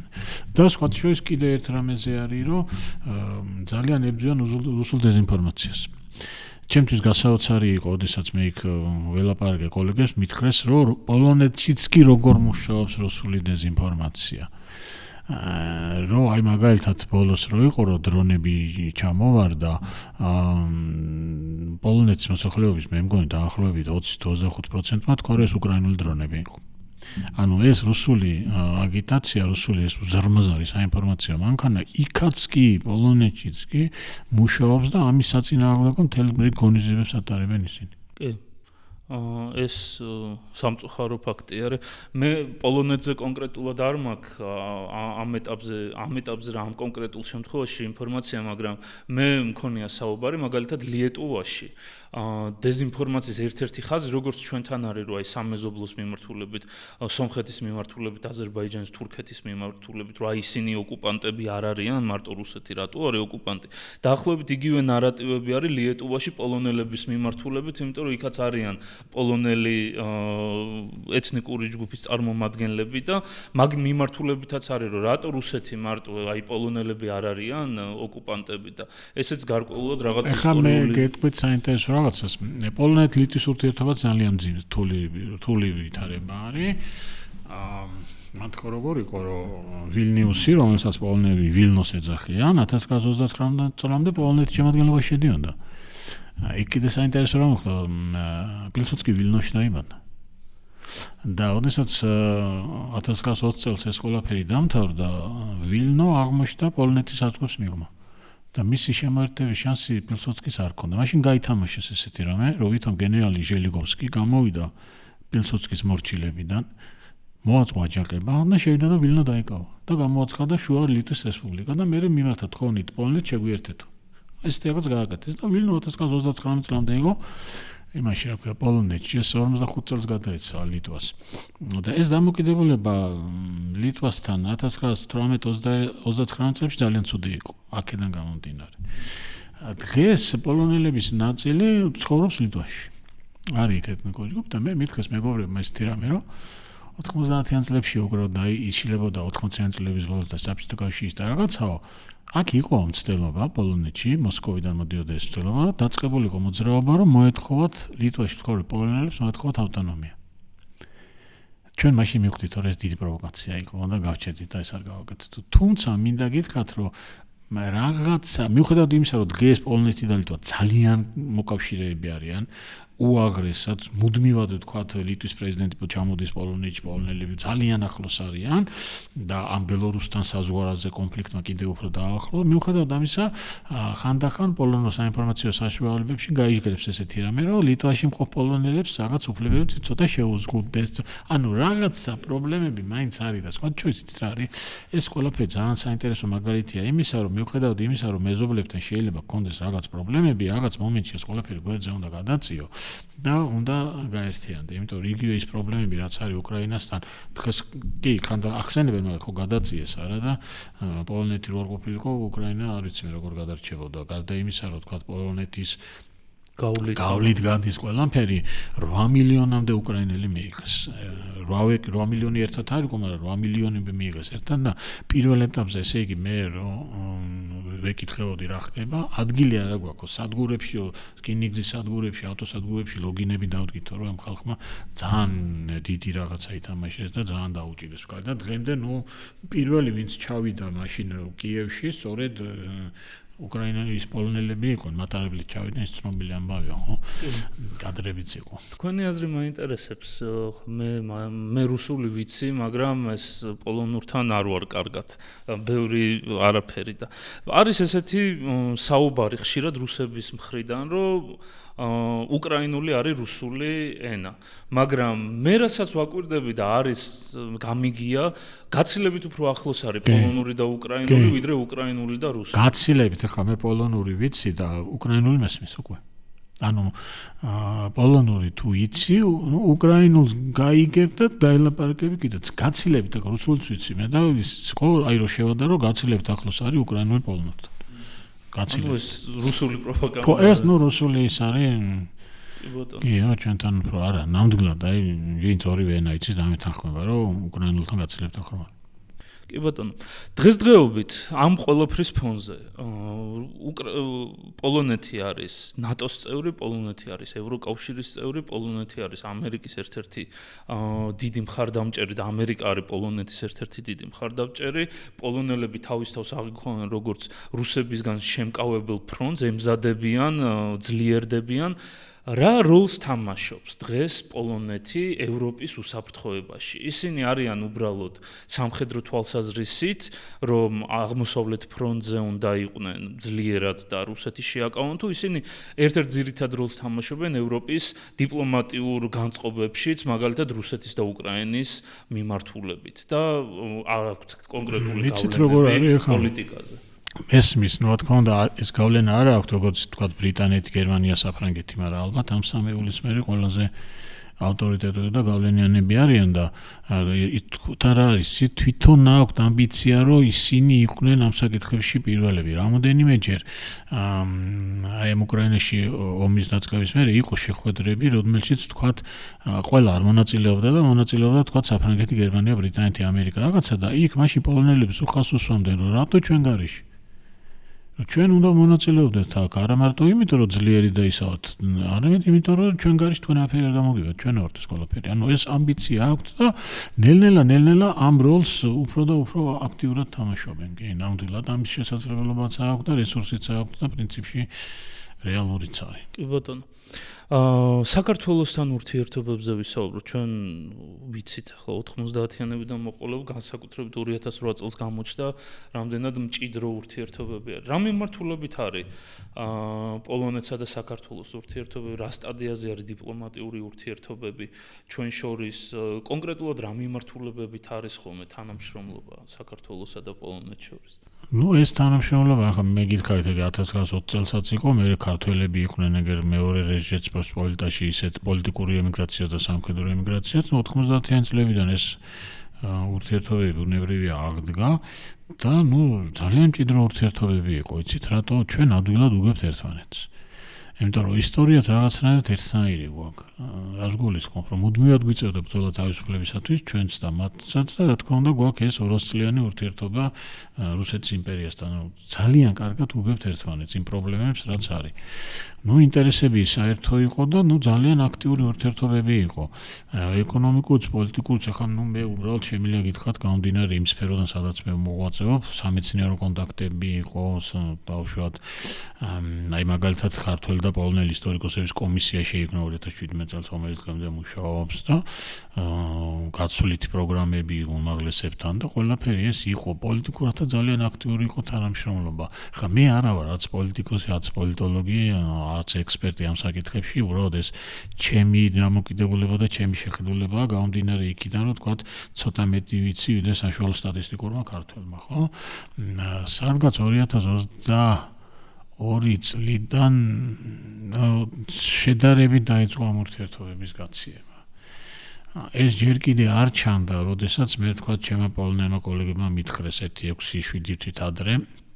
ეს ჩემი კოლეგებიც გადაა მეცნიერები და ისტორიკოსები არიან, მაგრამ პოლიტიკურ ცხოვრებაშიც მონაწილეობენ და ზოგიერთი საკმაოდ გავლენიანიც იყო, იმიტომ მაგალითად ერთი იყო პრეზიდენტ დუდას საგარეო მრჩეველთა კომიტეტის წევრი, ერთი ეხლა არის პრეზიდენტ ნავროცკის მრჩეველი და მითხრეს, რომ მიშაო ჩვენ ქვეყნებს შორის ცოტა ურთიერთობა ნელ-ნელა ცივდება. ეს ოფიციალურად არ ჩანდა ჯერ აქ მორავეცკიც ჩამოვიდა თუ გახსოვთ კაჩინსკის ძეგლის გახსნაზე ბათუმში და ღარიბაშვილსაც შეხვდა და რაღაცეები და იმ დროს მე უკვე მითხრეს ესეთი რამე და ნელ-ნელა დღეისათვის როგორ გითხრათ ახლა ყველანაირი ურთიერთობა არსებობს ისე პოლიტიკური ყველაფერი მაგრამ მაინც ეს არ არის უკვე ისეთი აქტიური ურთიერთობა როგორც იყო თქვა 3-4 წლის წინ ჩვენ ერთი რამე უნდა გვახსოვდეს კიდე რომ დღესაც ძალიან ბევრი ქართველია პოლონეთში მუშაობენ იქ ძალიან ბევრი მშენებლობაზე მანქანაში მძღოლად სწავლობენ რაღაცა და ძალიან ბევრი არიან იქ დღესაც ქართველები ასე რომ ამ ხრივ პიროვნულ დონეზე ურთიერთობა არის მაგრამ აი სახელმწიფოებს შორის ურთიერთობა მე ვისურვებდი რომ უფრო აქტიური იყოს და უფრო ჭიდრო კი ბატონო საბოლოო კითხვას დაგისვათ, რომ შევაჯამოთ. ჩვენ ახლა რაზეც ვისაუბრეთ, პოლონეთის ისტორია დიდწილად წააგავს, რაც ვახსენეთ საქართველოს და რუსეთის ისტორიას, პოლონეთის და რუსეთის ისტორია რო შევადაროთ. რა შეიძლება ვისწავლოთ პოლონური გამოცდილებიდან? იცით რა, მე პოლონელებისთვისაც მithქვამს, რომ აი ძალიან მისაბაძი ქვეყანა ხართ მეთქი, რატო იცით? ძალიან უყვართ თავის ისტორია. ყოველთვის ხას უსვამენ თავის ისტორიაში. ჩვენი ისტორიის პროპაგანდას ესე არ ვაკეთებთ. აღნიშნავენ ნებისმიერ თარიღს, ნებისმიერ დღეს, ნებისმიერ ისტორიულ ამბავს. მაგალითად 2020 წელს რო იყო ვარშავის ბრძოლის 100 წელი, უნდა გეთქვათ, გენახათ როგორ აღინიშნავ, თქვათ მატარებლები მოიხატა 20 წლის ამბებით და ერთი ამბავი ხა შარშან იყო პოლონეთის სამეფოს შექმნის 1000 წელი, 1025 წელს ბოლესლავ ხრობრი მეფე ეკუთხა და ამის უზარმაზარი აღნიშნა ანუ მუდმივად ხას უსვამენ ამ თავის ისტორიას. ძალიან ტრადიციული ხალხი.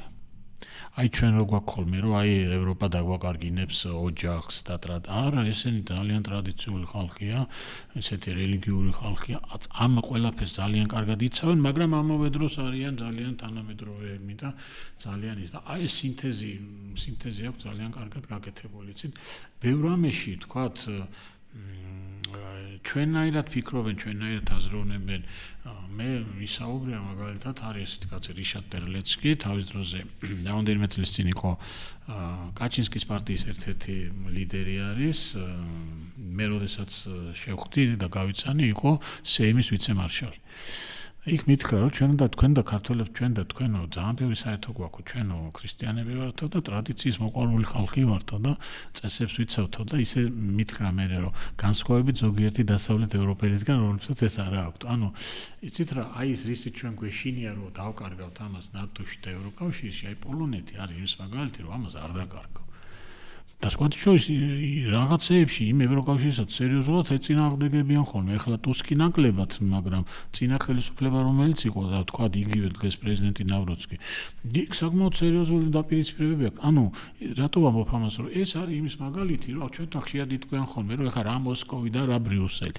აი ეს არის იმის მაგალითი, რომ განსხვავება მოსკოვში არავინ აფს არ გეტყოდა, ჩაგატყანეთ თავში და გეტყოდნენ, რომ ესე გააკეთე და აქ შეიძლება იმასთან კამათი, შეიძლება რაღაცების გაკეთება.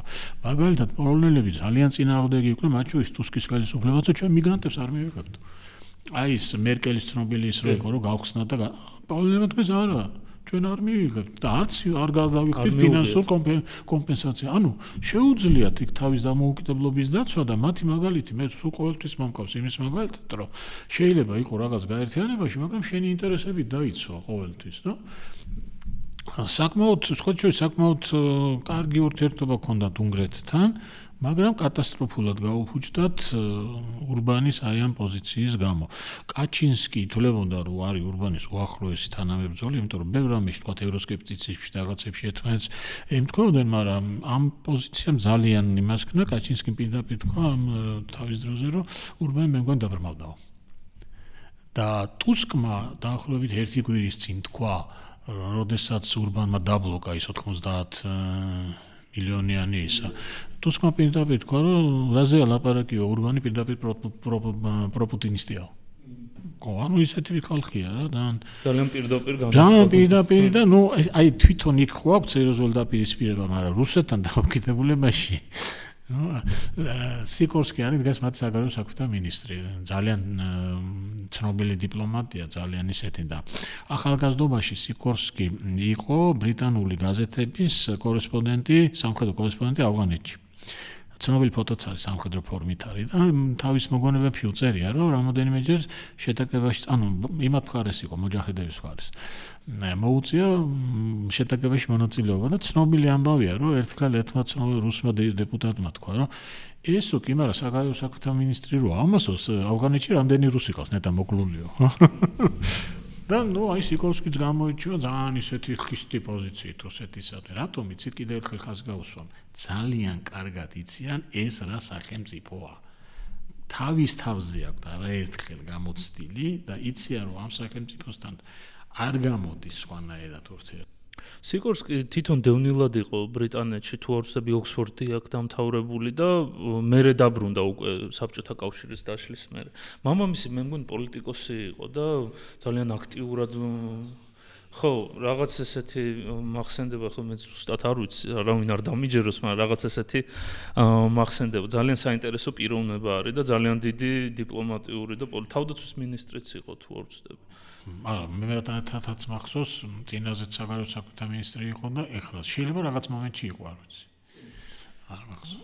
ძალიან დიდი მადლობა, ძალიან საინტერესო საუბრისთვის. დიდი მადლობა თქვენ, ბოლომდე რო გვიყურეთ, გთხოვთ მოიწონოთ ჩვენი ვიდეოები, გამოიწეროთ ჩვენი არხი და ქვემოთ კომენტარებში დაგვიწეროთ თუ რა თემაზე ისურვებდით შემდეგ ეპიზოდს.